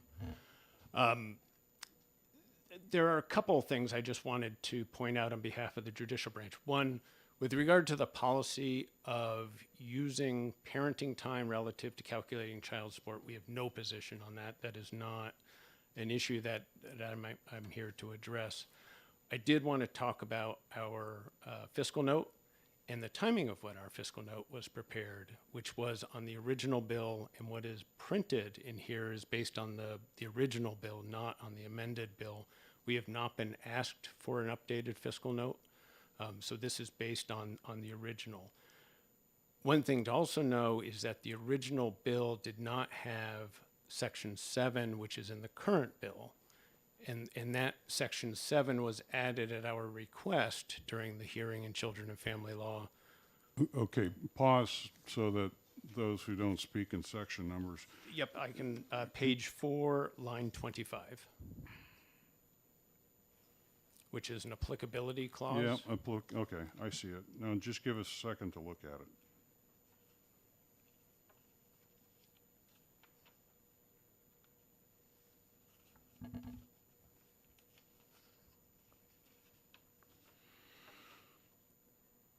Okay, thank you. What were you going to say then? So the applicability clause refers to what you heard about in the prior testimony, which is on a 3-year cycle, child support orders are reviewed on as a matter of routine. In the original bill, that natural 3-year cycle did not apply, and it would have, upon enactment, applied to all orders, those that had been previously issued and going forward, all on the same day, all at the same time, would have created, in our mind, a rush to the courthouse. And that would have created substantial burden on the courts at that moment of effective date. That has been addressed by the Children and Family Law through this paragraph in Section 7 on page 4, line 25. So we appreciate that. That was at our request, and they did do that. So finish the thought. How would that modify your fiscal note? It would modify it in the sense that it would reduce the single point of load and spread it out over time. And that obviously reduces the impact on a particular day. It doesn't mean that there won't be the same number of orders that need to be modified. It just, it smooths it out in a way that is beneficial to the court staff, court judicial resources, be able to manage that load over time as opposed to on a point day. So do you think that's a substantive enough modification that we should ask for an updated fiscal note so that if this goes to the Senate, they've got the best and latest version? I do, and also for the second point that I want to address, which is the handout, I think would also be useful if it was incorporated into the judicial branch's fiscal note. I will say, all of that is going to lead to a conclusion that it's indeterminable, because we can't predict today exactly what that load is going to be. But there are elements in the way that the amendment was drafted and the beneficial aspects of this new Section 7 that would be reflected in our fiscal note. In anticipation of the question, would you be able to guess at, a good guess, at the quantity of cases that might be in the backlog that would need to be reviewed? Are we talking 1,000, just an order of magnitude? Are we talking 1,000, 5,000? I have no clue what the quantity is. Fair question. As to the precision, no, but generally what I can tell you is that if we're talking domestic matters generally, we're talking about 6,000 filings a year. Breaking that down into cases that have child support orders, parenting plans, becomes much more complicated, and I don't have a reduction to that level of specificity. But when we're talking domestic orders, we're in the magnitude of 6,000 per year of new cases. And then, so those cases that have parenting plans and child support orders would be under the new system, and then those that have been previously issued would get filtered through on a 3-year cycle. So that's a beneficial aspect of it. In the handout, one of the things that this amendment does that was not in the original bill that we have to take into account from the court's perspective in how does it get implemented? Because we are talking about a group of litigants that are primarily unrepresented by legal counsel. So the simpler, the better from the court's perspective, because as it becomes more complicated, there are more questions to clerk staff, and this is really a clerk staff issue, not a judge issue so much. But clerks are really the front line of confused litigants who are approaching. So let's put a pin in that. Is it your position that this is sufficiently simple enough, or do you think this is overly complex still? This is a very complex bill, as amended, because, and I'll walk you through why I think that, and you may disagree with me, but I want to give you the specific reasons So why. the preview of coming attractions, though, you're going to make the case that this is more complex. Do you have an alternative to propose that would be simpler? I do not have language. Fair point. I do not have specific language. And in part, let me give you a little more background. This amendment was proposed in the committee hearing. So the hearing before Children and Family Law was not so much about this amendment as it was about the original bill, which didn't have sort of these complexities, and we didn't have the issues. I think, and then coming here today, my focus was less on sort of the policy, and what I was assuming at the end of the day is you're probably going to tell me deal with it in the Senate in the policy committee. But if not, I'm happy to deal with it in this committee.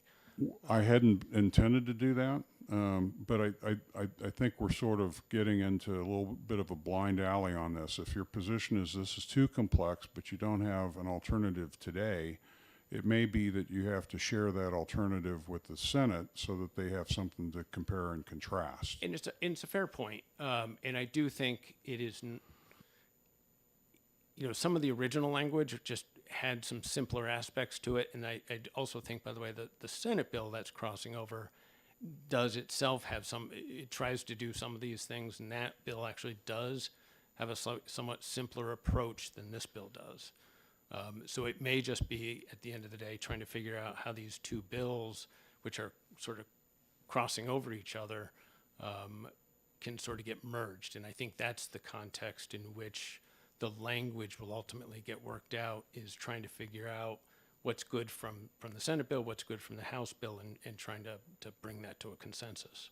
All right, I understand that point. What else would you like to tell us? So with regard to, just very briefly, I did want to identify where it is that we as a court system and our clerks are going to have a great deal of difficulty in terms of just processing the litigants coming in to try to figure this out, like how does it apply to them? And I can be very brief about this. I think the handout lays it out. But in the handout, what the handout is essentially extracting out all the new definitions that are contained in the bill, and tries to put it into a single page, because they're all word formulas. So they say this minus this is this definition. And one of the key ones is the new paragraph, which would be Roman numeral 12, XII, which is the definition of child support obligation calculation. And that then feeds into really a number of things. One is it tells you who is the obligor and who is the obligee. Simple enough, I have no issue with that. Once you get into definitions that require a review of other definitions to figure out what how to make the calculation, you're adding to complexity in a pro se litigant's sort of capacity to do these calculations. And it's like looking at a tax form. You can say, well, you convert it into a form, and all they have to do is check it through. Tax forms are essentially trying to convert the tax code to a form, and it becomes very complicated. So if I look, and I'll focus on Roman 12, which says a parent's household responsibility minus the parent's financial responsibility is the definition of child support obligation calculation. And parental support is also defined as what is the obligee's child support obligation calculation. This is like the essential calculation. Within that, the first part of it, the parent's household responsibility, is defined in the new paragraph 13. And that is defined to say essentially the parent's household responsibility percentage, which is another defined term, times the total support obligation, which is yet another defined term. So if we go continuing sort of on this course of trying to figure out what these mean, in paragraph 13, the parent's household responsibilities percentage is defined by the new paragraph 14. None of these were in the original bill. And that creates the first real substantive and strong stumbling block, because it defines household responsibility percentage as the percentage of household responsibility designated in the parenting plan. We're now, by doing that, incorporating a different statute, 461A, which has no term household responsibility, and the parenting plan as currently designed does not come up with a percentage figure. So the parenting plan, we have a template based upon the statute, 461A, what is required, and this number just doesn't exist in that parenting plan. So the courts are going to have to figure out what that is, create a percentage that would come out of this statute, or out of this new bill. And we got to figure out, is that the same thing as residential responsibility, which is defined, or is it something new when we're talking household responsibility, because we're using different words? So I'm assuming it means something different, but truthfully, I'm not quite sure what it is. We're going to have to figure that out because it's ambiguous. That's where we sort of get into this issue of how do we define stuff in the court system. We look at Webster's. We look at sort of the common and ordinary meaning of stuff. That may have sort of kicked us in the road of where we are today in terms of trying to put this together. I'm not going to go through each of these, but these definitions all rely on other definitions that feed upon themselves, and every time you do that, you add a little bit of ambiguity. And then from the court's perspective, if you've ever tried to follow a definition by having to read 3 other definitions and plug it in, it becomes very complicated for a layperson. And then our clerks have to help people figure it out. And it becomes a burden on the courts as these become more complicated. My only message, and I do think it's something that is better addressed probably in the policy committee, mostly in part because of time here in getting the parties who are interested in this together. But I do think it's going to be sort of a figuring out of what works in the Senate bill, what works in the House bill, and putting them together. And I think it's going to be a process. Are you able to pause there? Yeah. Representative Wallner, I'm curious on your opinion on this. Given that we're looking at the worksheet that's been advanced, and we understand now that this worksheet flows from the language of the bill, let's just assume, for the purpose of this question, that this worksheet is more complex than it needs to be, that the Senate bill is likely to have an alternative. Do you think our opinion, our Division 3, our opinion is relevant to whether or not we like this worksheet and what we do with this bill based on whether or not we like this worksheet? I'm just curious what your thoughts are. I still reserve the right to disagree, but I'm curious what you're thinking. Well, what I'm thinking is, it seems like this needs more time than this division's got. I mean, I think we have to report this out by Wednesday. Is that right? And I feel like it's really a pretty complex issue here, and we still have not heard from the department, which is what I would like to hear. Is I want to hear what this financially is going to cost the state, because it feels like, to me at least, there are financial issues here, some for the court, certainly, but also in the area of TANF and some of the programs that we are most concerned about in this division. All right, that's good. Thank you.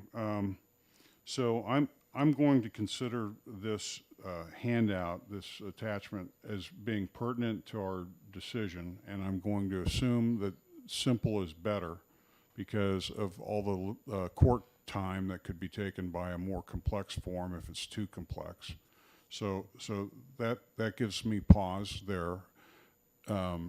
Before I invite the Department of Health and Human Services up, I don't want to have you run out of time. Is there anything else you still want to tell us?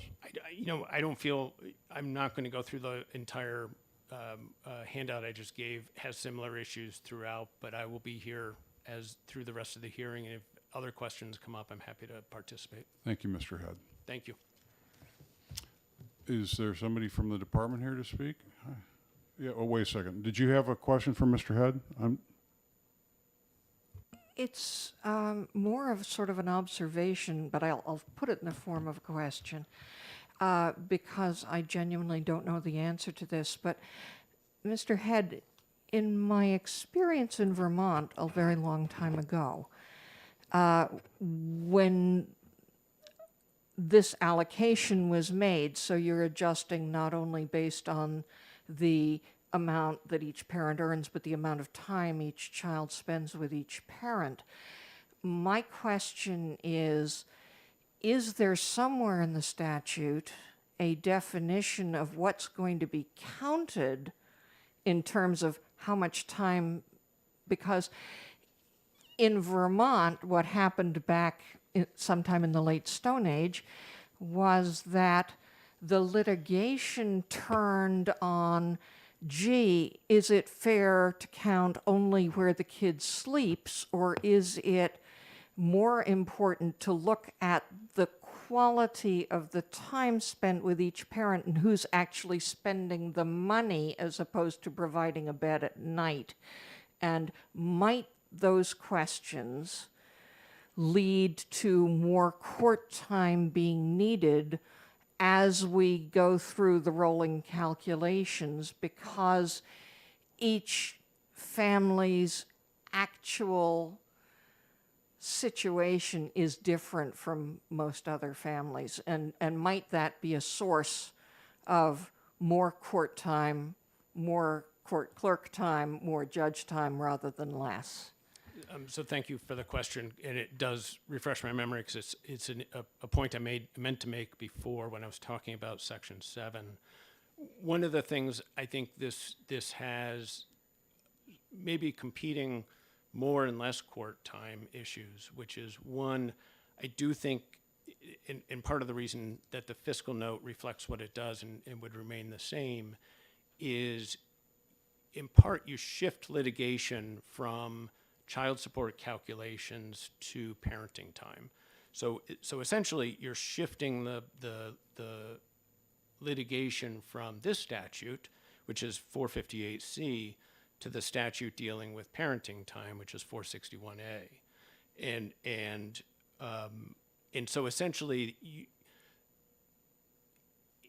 where we have parties who are not reaching agreement throughout, where we have those in which there is a litigious couple, and therefore requiring the court to be making decisions as opposed to reaching agreement, the focus, it's anticipated, and obviously time will tell, it is anticipated that there will be a shift in litigation focus from child support to the parenting plan and to the parenting time.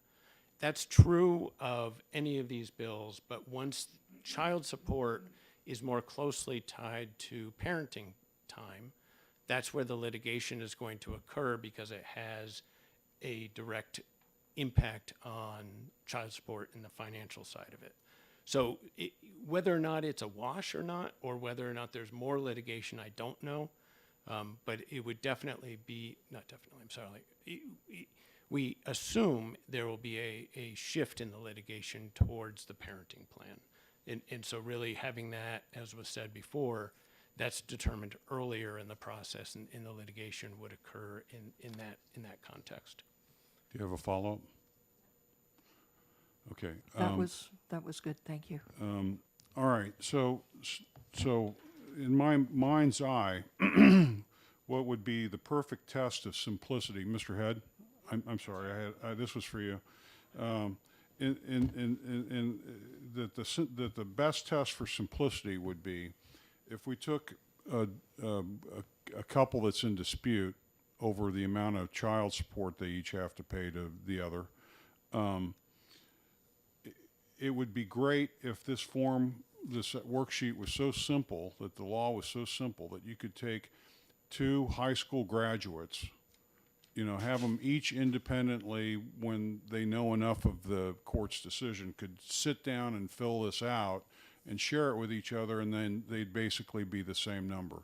Is that objective for simplicity achievable in this environment, or is that just wishing for something we're not going to get to anyways? It's probably not 100% achievable, but it is the aspirational goal. And if you were to sleep on this for a week or two, do you think you'd be able to come up with a vision of that aspiration? With input from others. All right, that's good information. Thank you, Mr. Head. Thank you. And then the department. And then, as always, your full name and the department you represent, please. Thank you, Representative Edwards and members of the committee. My name is Lisa Dekatowski, and I will spell my last name for the record. It's Dekutowski. I am the Bureau Chief with the Bureau of Child Support Services here on behalf of the Department of Health and Human Services.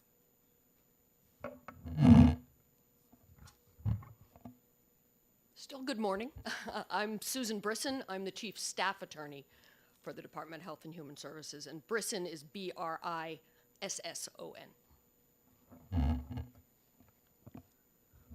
Thank you for the opportunity thank you for the opportunity to speak on House Bill 1647. The Department of Health and Human Services, through the Bureau of Child Support Services, administers the child support program consistent with the Social Security Act, Title Roman numeral 4D. And the Bureau has an interest in making sure that the legislature is up to date on the current status of our quadrennial review, the guidelines review that we are statutorily required to complete at least once every 4 years. We are currently in a review year, and our quadrennial review is well underway. We anticipate to have a updated report by the end of this calendar year, which we anticipate will certainly yield some helpful recommendations for the legislature moving forward as the considerations of these bills relative to the child support guidelines calculations come forward. So certainly want the legislature to be aware of that.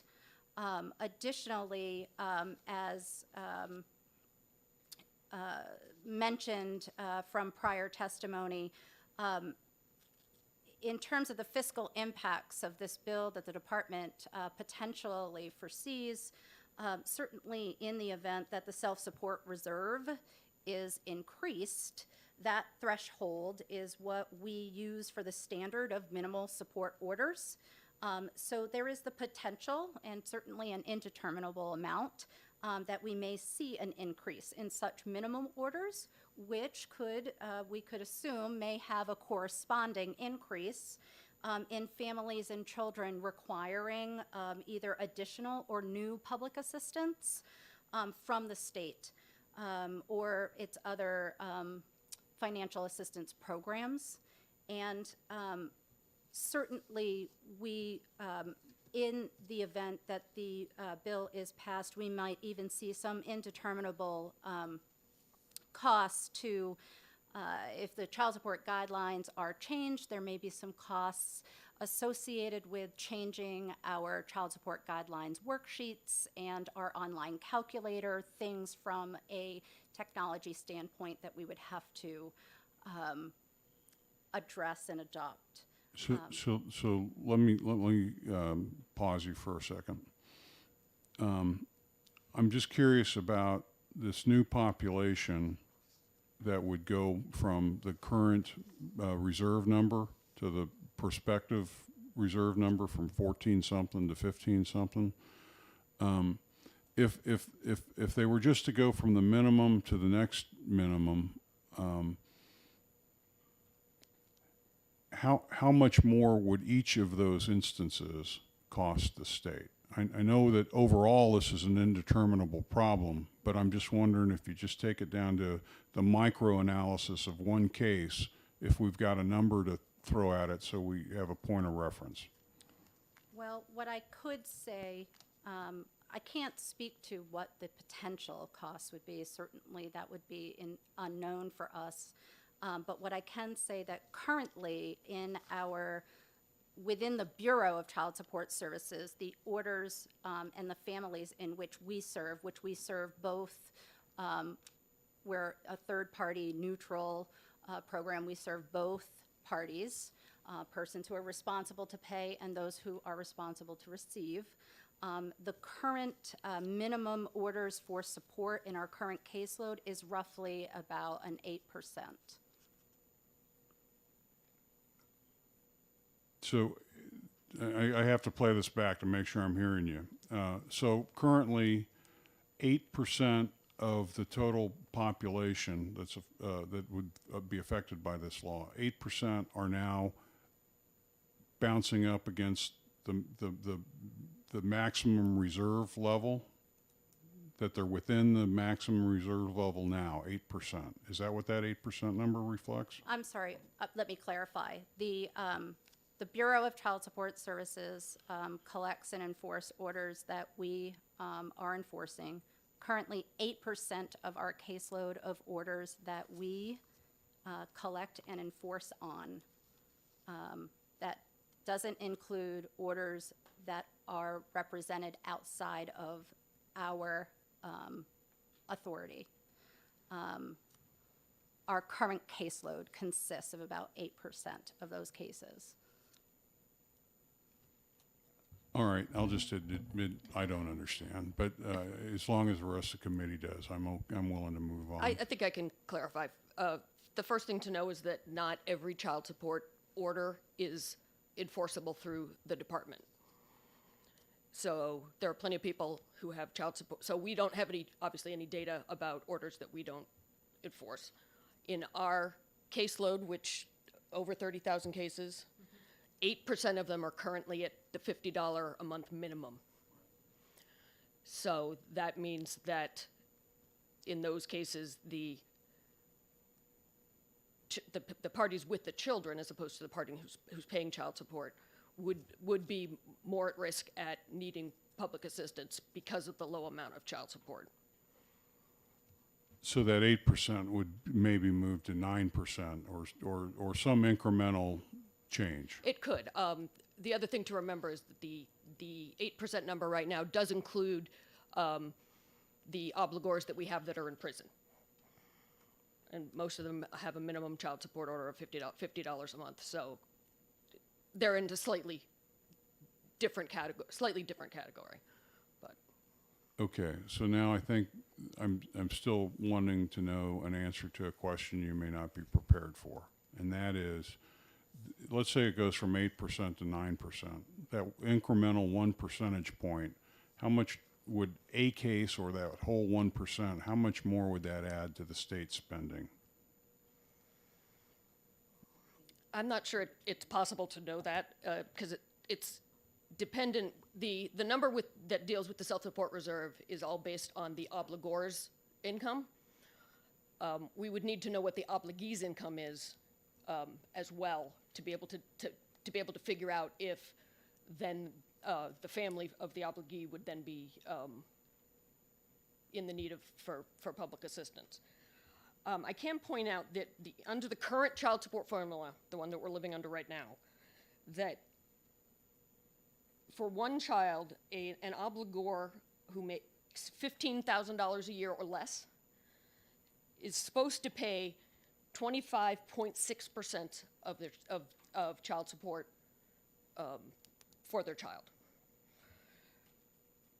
Generally, we run into the self-support reserve at that because that's a fairly large number of the percentage.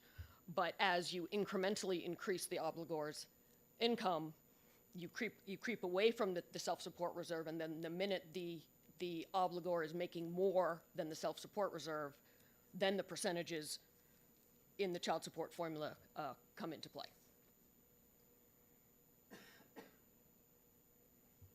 Okay. Just as a finance guy, I'll let you know my head's starting to hurt because I just want a number, but you can't give me one. I understand.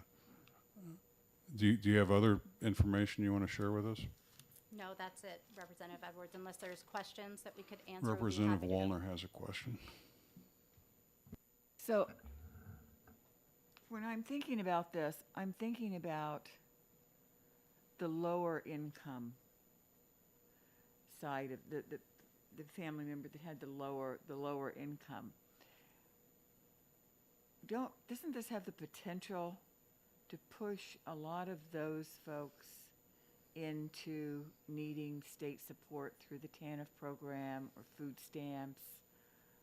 Because they will now not, or childcare reimbursement, being on the childcare subsidy. I mean, that's another one of the areas that income eligibility is what determines whether how much childcare they are entitled to.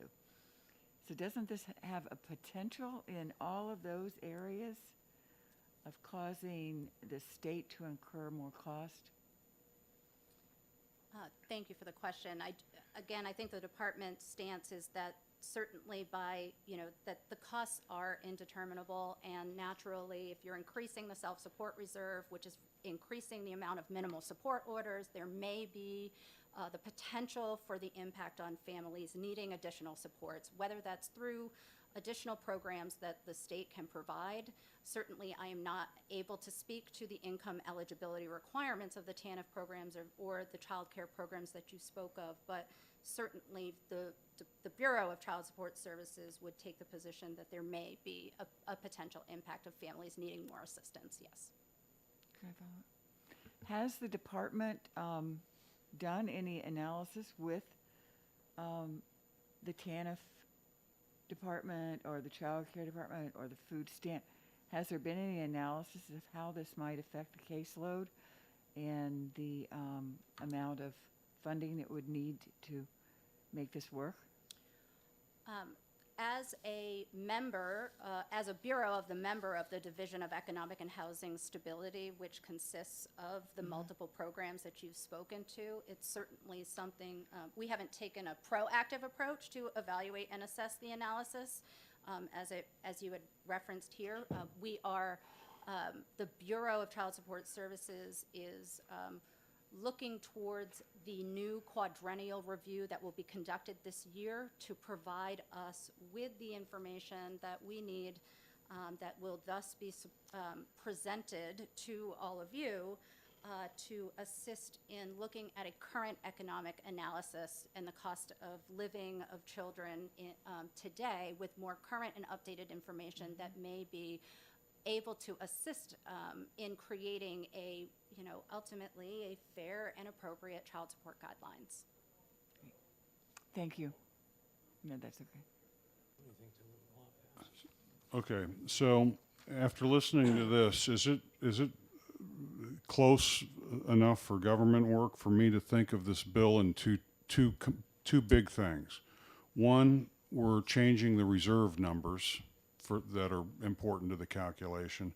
But the second thing, which is almost totally separable, is we're trying to create a formula, a simple formula, in order to calculate in these joint custody situations how much.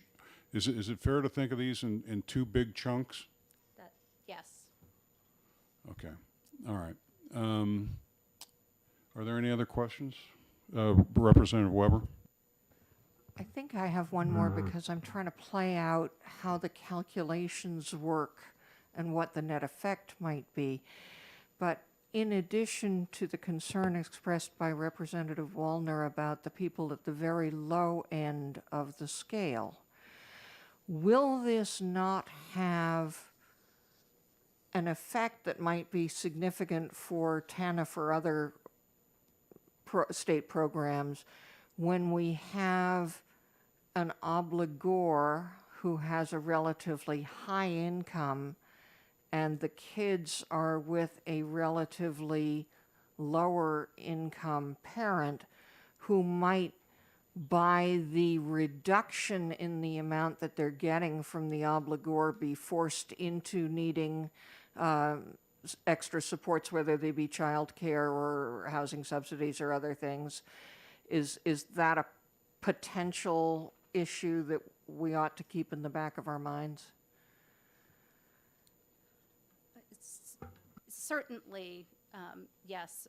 Whenever we are considering, again, the goal of the child support guidelines, and the goal is to try to provide a fair amount of support and enough support to support the families. So all of those things should be taken into consideration.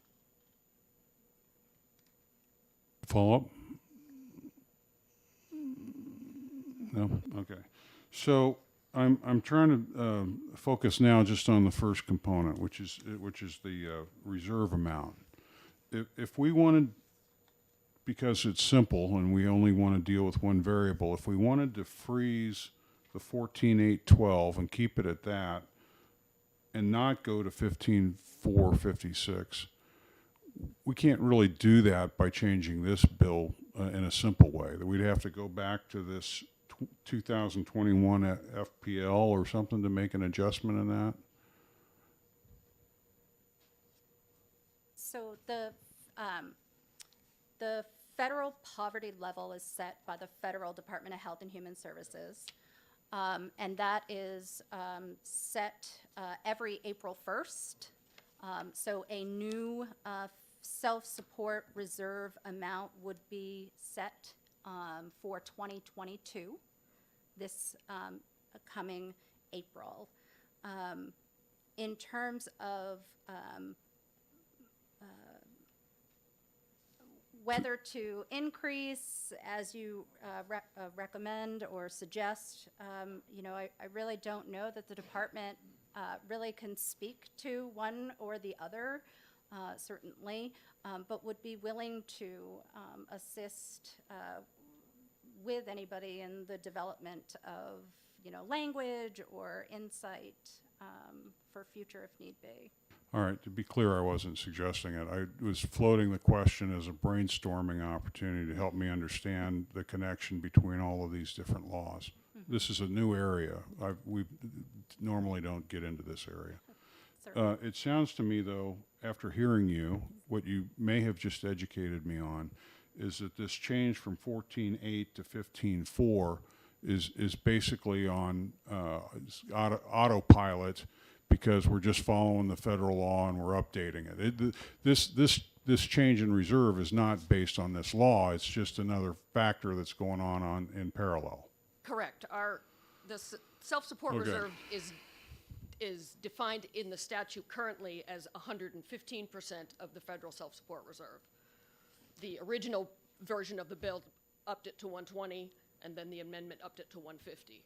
Obviously, the number would be the number depending Yeah, on okay. what gets passed. So what we do have in our control with this particular bill is whether we accept the 115 or the 150 or some other number. Correct. All right, I think I understand. Okay, are there any other questions? Do you have anything that you think we need to know that we didn't ask? That's a question. Thank you for the opportunity for that question. No, thank you, Representative Edwards. You're welcome. Thank you for coming by. I think we know more. I don't know that I know what we should do, but is there anyone else in attendance that would like to speak? Come forward, state your name, and tell us if you represent yourself or an organization, please.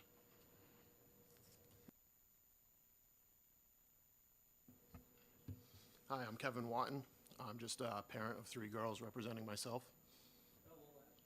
WOTTON. So I just wanted to address a few things. The first being when we were talking about how the clerks were going to have more paperwork. I've represented myself in family court for the last 6 years. It might be 5. You currently, if you go ask a clerk to help you fill out paperwork, they tell you they are not your legal representation. They have no legal right to do that. So realistically, whether you change the formula or not, they're not doing more paperwork. That's just my experience in the court. So I don't see that adding any expense to the court or any confusion there when the clerks can just say, we have no legal right to help you on this paperwork. Secondly, I'd just like to give another little piece of knowledge to you guys about some of this stuff. So currently with child support in New Hampshire, when it was set up so long ago that women weren't working. And that's just a fact. It was before I was born. So the federal government ordered the states to set it all up, and the federal government then set up TANF. And when the states ordered child support, because the women weren't working, 72 cents for every dollar in child support ordered is reimbursed to TANF. That is still a fact today. So when they sit there and they say 8% are the lower incomes, that means guys like me and my family, who I currently will be paying about $400,000 in child support, TANF is receiving from the federal government about $300,000. So for every dollar the state gets from or has ordered me to pay, they get about 72 cents. That adds up. If you have only 8% on the low income, there's a lot of profit there for the state.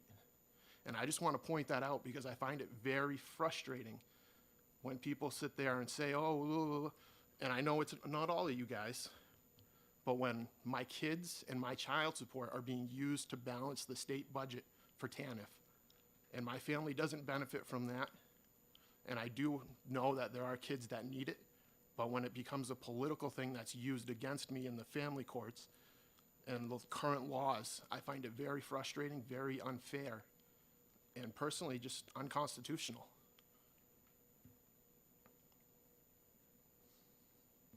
Have you said everything you wanted to say? That's it.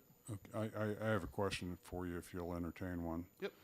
When you, I just want to make sure I understand what you're saying. When you say that the money goes through TANF and at 72 cents per dollar of what you pay, and you said that that's a profit. That is a kickback to the state of New Hampshire. Okay, profit kickback. Well, I just want to understand.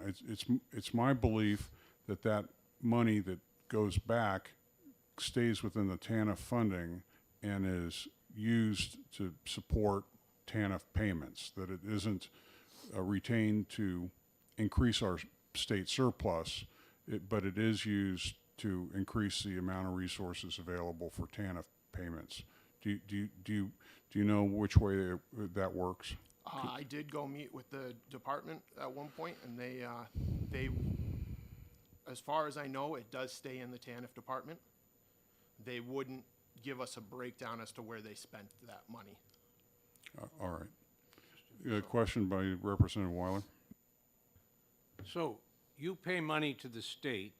No, the state takes my money directly out of my paycheck. I have, All right, so money is taken from you by the state. yes, It supposedly goes to your ex-wife or whoever's taking care of the children.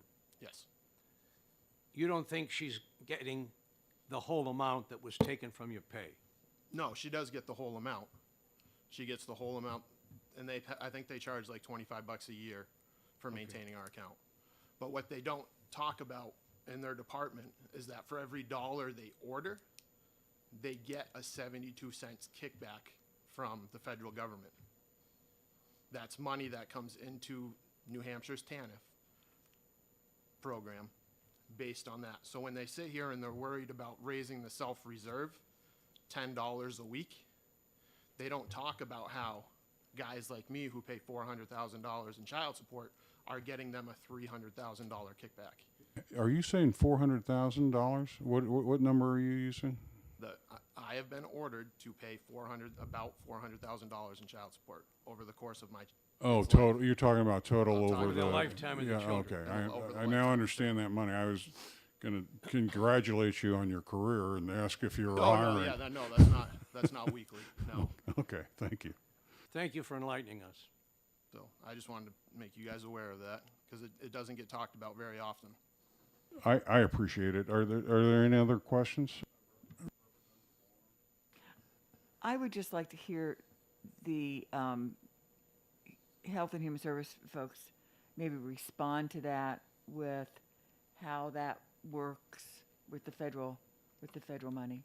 Great That's minds think possible. alike. I was just going to, if there are no other questions, I'd thank you for your testimony, and I'd like HHS to come back and restate what they think they heard and how the money flows through the child support system.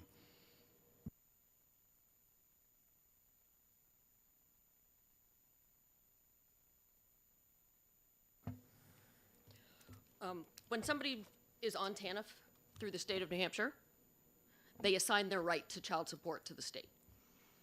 So if they have a child support order, money coming in, that money then is collected by the state and is kept by the state to pay back the TANF that is going to the household. In almost all cases, the money that's going into the household is more than the child support order that's coming in. In cases that are non-TANF, which is the vast majority of our cases at this point, money comes in, money goes out. There's no kickbacks. Our system is funded 66% by the federal government.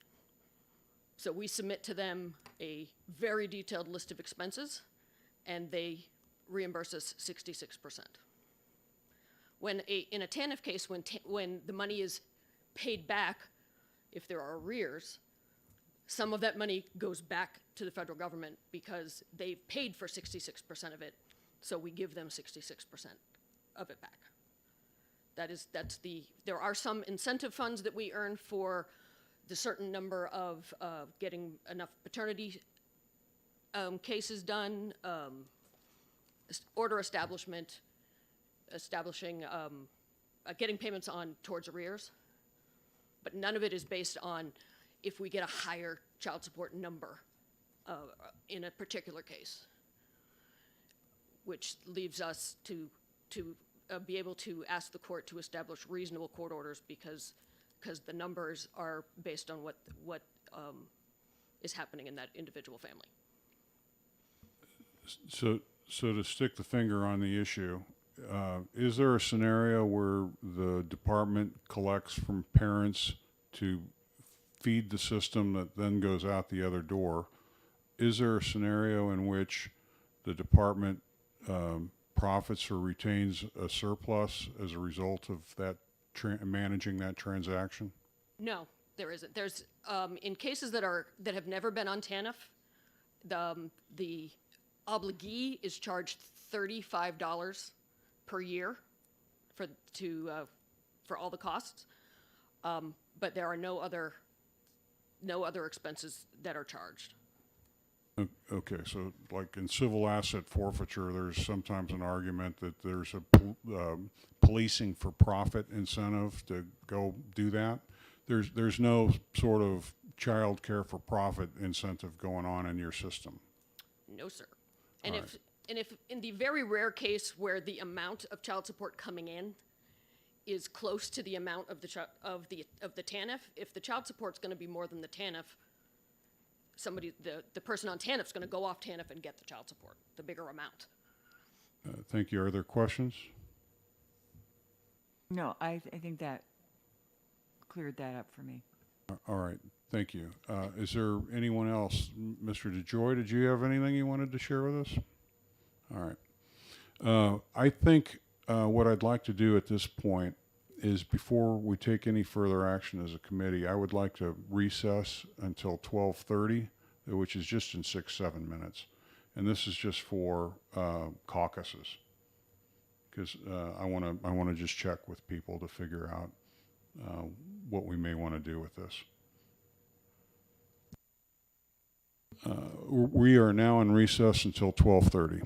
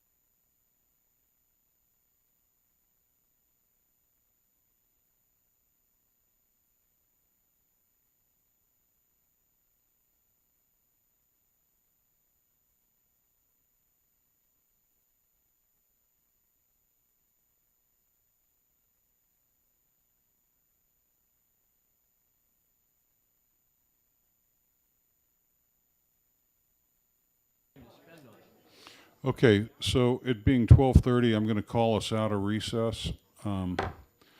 We just came back from two partisan caucuses. What I think we're predisposed to doing is passing 1647 out of Division 3 on an OTP with a committee report that says that this bill could use more work, specifically relative to trying to simplify the formulas and the worksheets a little bit more so that it's easier to access for laymen. But that's just going to be part of the committee recommendation. I think ultimately we're looking like maybe there's a committee, a conference or something that's going to happen to fix this bill, and that would be done by the policy committee, not us.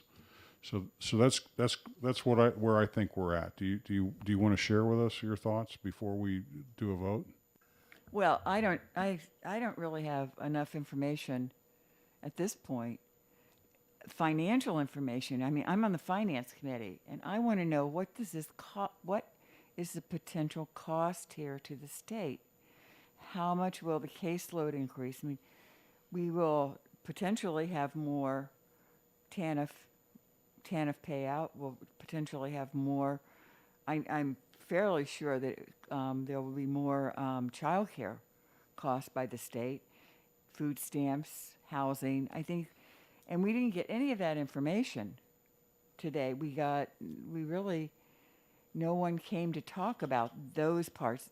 The people from child support are the collector, basically, of the child support. But we didn't hear the other side of that and what it means to the state budget. And I thought that was what we were supposed to do. And then it would be, for me, a value of whether or not this new process is worth what it would cost. But I couldn't defend our decision on a financial reason. So what's your preference for a disposition on this bill today? I would put it to study and spend some time over the next several months figuring out what it would cost. Really, maybe we could do something jointly with the Child and Family Law Committee. But to me, this feels irresponsible of us to pass this along when I couldn't go out on the street and say what it means to the state. And that's who I'm supposed to be looking at right now. If I had an OTP vote to cast, it would be because I think there isn't a need for this formula to help satisfy the problem that we have currently, that joint custody situations are just on their face appear to be turning out unfairly. And that in itself is a big advance for New Hampshire to have that in place. Or is that not sufficient in your mind? No, because I think that we need to, obviously, and that's what's happening here, is to look at the formula and how the child support is calculated and to come up with what's a fair system. But we didn't do the other part of the homework. And that was to figure out how much other state resources we'll need in order to accomplish the first. I mean, it feels like we've only done half of the calculation here. And for me, I would want to know what a policy like this really means to state government. Thank you for that.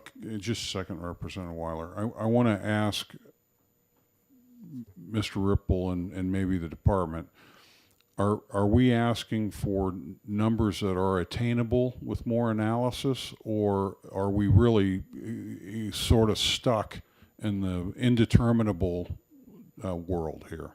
What's your opinion? I'm really not sure. I think we would depend on the department to provide that information, so they'd be better able to answer than I am.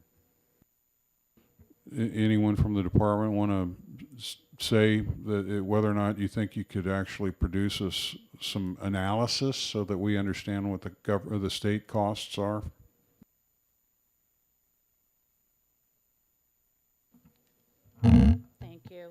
Again, I still think we are in an indeterminable state in terms of a cost analysis. However, I do hope that the upcoming quadrennial review will assist us in, finding some more current, more relative information that may be beneficial in terms of cost analysis. Follow-up? So what I hear from that is that today you don't really have that information. You're working on it. And my question would be, when will this report be ready? The quadrennial review report is being conducted this year with the anticipation of a final report available by the end of December. Okay, and that would probably provide us with some of the information that would make this, we would understand exactly what it means to the state. Yes, it would give us a more information on the current child support guidelines and how it, in comparison to the economic analysis of the cost of raising children and how we are currently applying those in a case review with the courts and with the department. So is there anyone that would be available to work on this quantitative analysis in parallel with the quadrennial report instead of in sync with it, so that we could get some information to the legislature in a timely fashion? So the quadrennial review report will be published and provided to the legislature following the analysis. Right, you said December. We At the need end to of the year. decide sooner than that. So my question is there a financial analyst who can work on this in parallel instead of waiting for the quadrennial, so that we have the analytical information we would need to help satisfy Representative Woolner's questions? Well, I'm sorry. I think from listening to the discussion here, we would need to rely on some of our sister departments in TANF, childcare, and that type of thing. So we'd have to reach out to them to see who they have available and what the time looks like. But we could certainly do that. Okay, Mr. Williams, is it putting you on the spot too much to ask you if you think a financial analysis can be coordinated within the department to get us some answers quicker rather than later? And Representative Edwards, thank you. and For your the name and record, title, yeah. John Williams, I'm the Director of Legislative Affairs. And I think it's a good question. And I know that when we contract with the vendor as part of our quadrennial review, and I'm glad I have the subject matter experts with us today, we do sometimes build into that analysis the use of that contractor in the future prospectively, not before the report comes out, but to assist with the legislature in determining these cost implications. I would have to go back to our agency to determine if we do have the in-house available resources. My expectations are we gave due diligence in the actual fiscal analysis that we did and provided to the LBA on this. And at the end of the conversation, at least with our existing resources, that's why we came back with an indeterminable impact, as it might relate to increased utilization or families going on to the TANF temporary aid for needy families. So that is a very long-winded answer that I don't know the answer to the question whether or not we can leverage any additional resources such as a contractor who actually does this kind of financial economic analysis, but something we could certainly look into. But I think in terms of your timeline, I don't see us being ready to do that before your committee needs to dispose of this bill. Representative Woolner?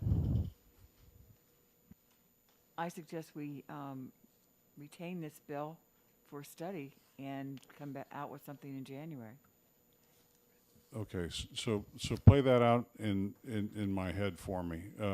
If we, Division 3, ask Finance to retain it and that recommendation was accepted, then what would happen to this bill? What would then happen?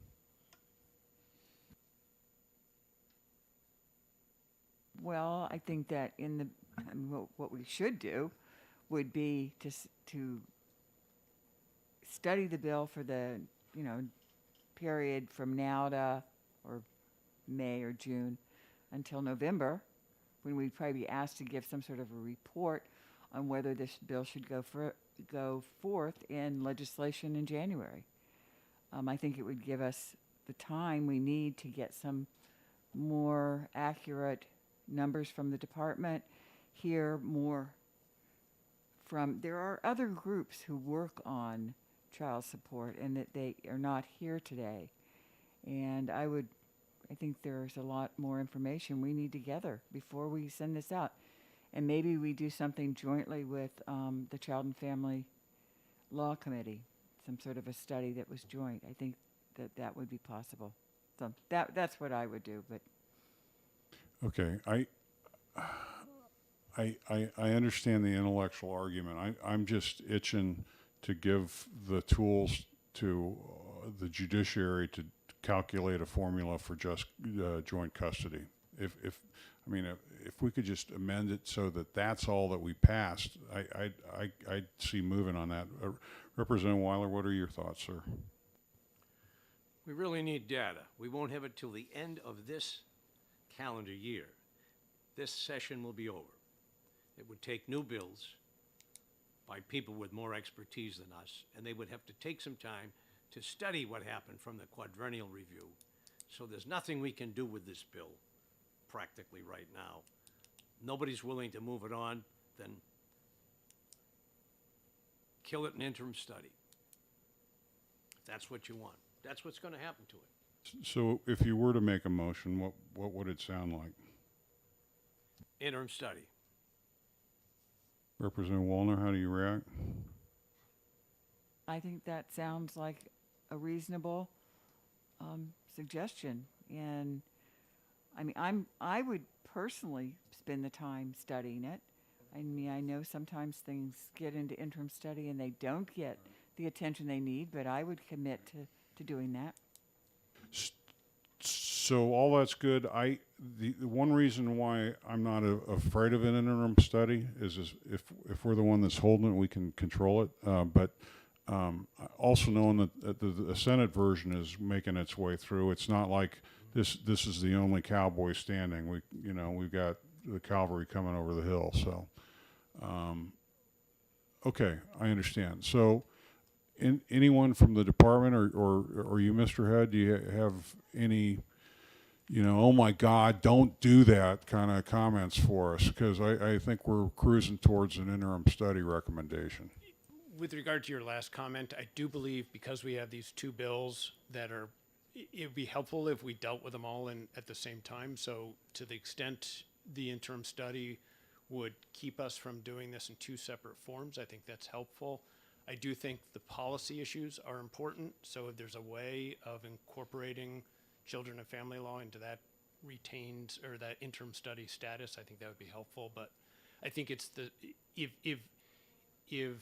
the thought is to adopt whatever the policy issues in this bill into the Senate bill and to have it essentially dealt with through the through the Committee of Conference, I think that makes some sense. If the desire is to keep it alive, we can deal with it in both houses too. Okay, so I hear we're not going to break anything from your perspective. Ms. D. Tatowski, are we going to break anything if we interim study this? All right, great. All right, I think we're ready to hear a motion. Mr. Chair, may I say something? Yes. So I understand what everybody's saying that, and it makes sense. The only thing I might raise is since there is this Senate bill, which is a Senate position, if we IS it, there's no House position. In other words, they wouldn't be starting with, from the House's point of view, the underlying what's in this bill. And I think that should be taken into consideration as well. I mean, IS we're going to be killing it basically because even if you, quote, study it, you have nothing to study until after December, and by after December, it's next term. So. And it's not clear to me, even listening to all the witnesses, that even when the quadrennial thing is done, that there's going to be able to, the analysis will be able to be done that's going to give us any better numbers than simply indeterminable. Because I mean, I've been thinking pretty hard about what it means, what they would have to go through in order to come up with something more determinable. And it'd be an incredibly complex calculation because it's not a calculation. You'd have to know the situation of every situation currently in their control. And you'd have to know about the ones, and by the way, you were using the wrong figure. It was going up to $20,000 of income, not 15. So you're going to grossly grow the number of people that would be considered. And they don't even know what that would be because obviously those people aren't in the system right now. So I think that's going to remain indeterminable for the foreseeable future. Clearly, the Senate bill's coming over, so it's going to be considered one way or another. And I think if we passed this, then the House would have a position so that when either dies altogether, or the House has a position so they can actually discuss it with the Senate, as opposed to we just take the Senate bill, whatever that is. I've not actually even seen the Senate bill. Thank you. So just a remark on that, and then Representative Weber. I'd say two things. One, if it comes from the Senate, one of our committees, presumably Child and Family Law, would have an opportunity to hear it and amend it, knowing what they wanted to do with this. So I still think we have a road to repair if that's what we want to do. And then in my experience, even though when the House doesn't have a formal position because we haven't adopted something, I've still found a tremendous amount of reasonableness to listen and to work collaboratively. But Representative Weber?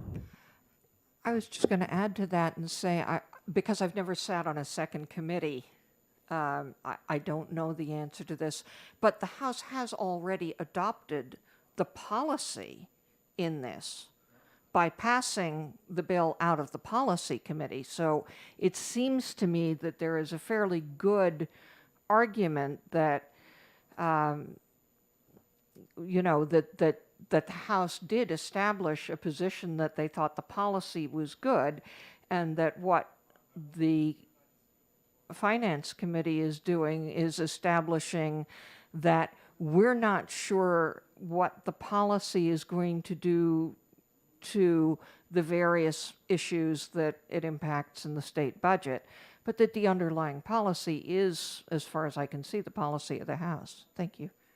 That sounds brilliant to me. Thank you. Are there any other comments? If there are no other comments, I think it's time for a motion. Mr. Chair?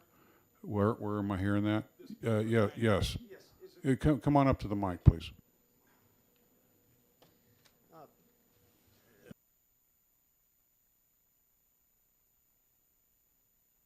Excuse me.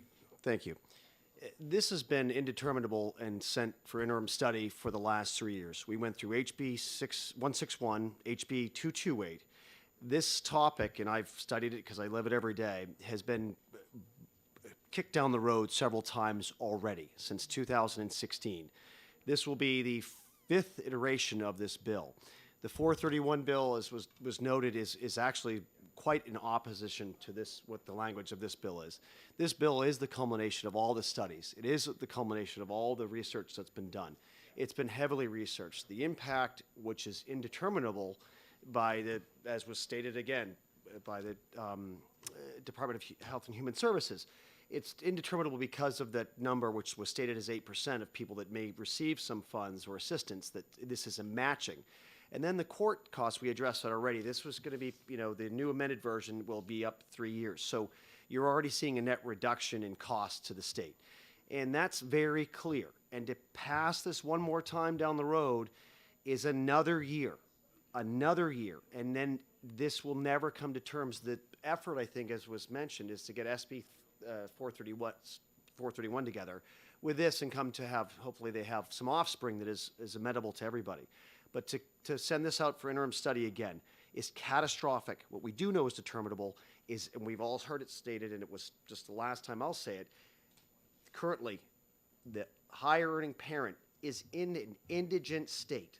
You want to talk about who needs help, that's anyone that's had child support orders issued since 2018. The higher earner, not in it, there's no exceptions to it, Silva v. Silva, we heard about the Anderson case, they are in the indigent state. That's who's suffering. To pass this down another 4 years will extrapolate to another amount of our population of New Hampshire children without enough clothing, without enough options. That's the real thing this is trying to address. It's been interim studied for 4 or 5 years now.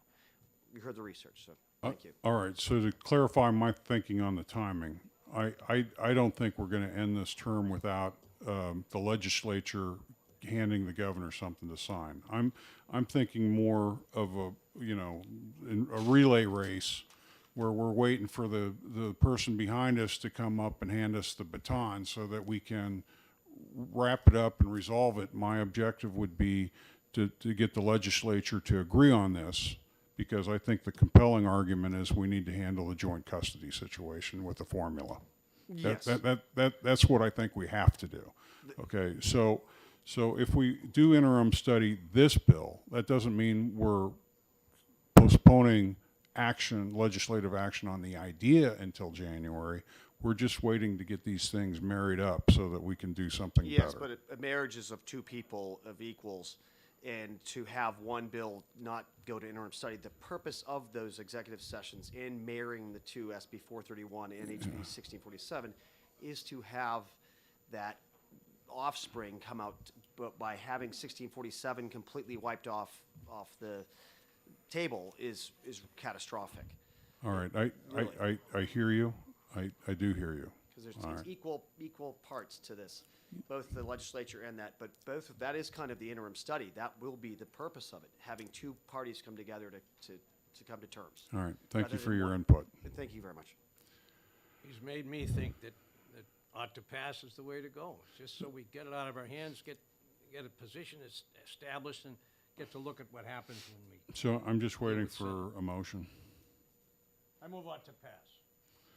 And that's seconded, moved and motioned. So let's take a roll call on that. Everyone understand what we're voting on? This ought to pass on 1647.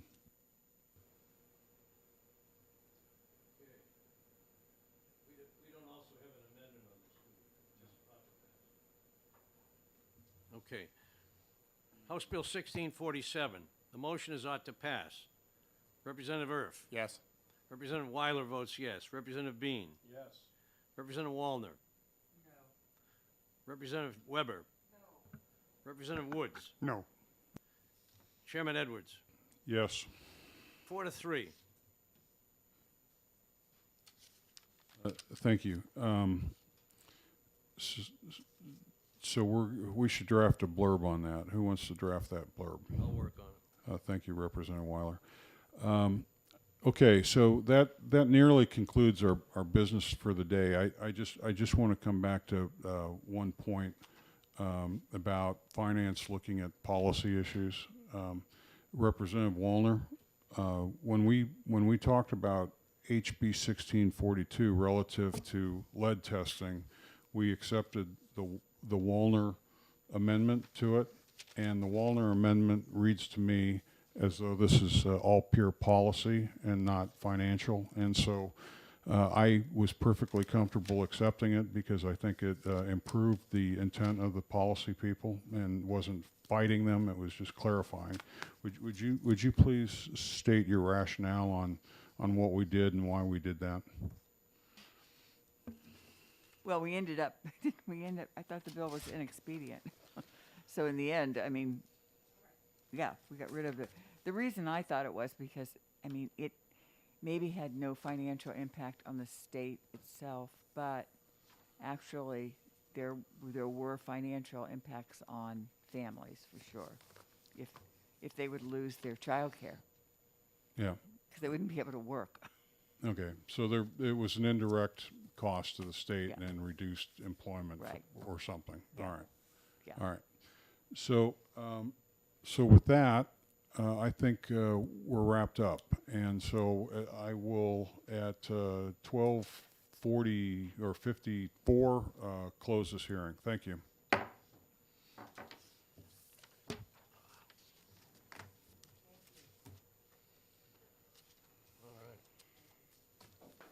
We beat that to death. Okay, on this cannabis bill, they want to take and divide up the revenue. Yep. Yeah, 50%, 30%.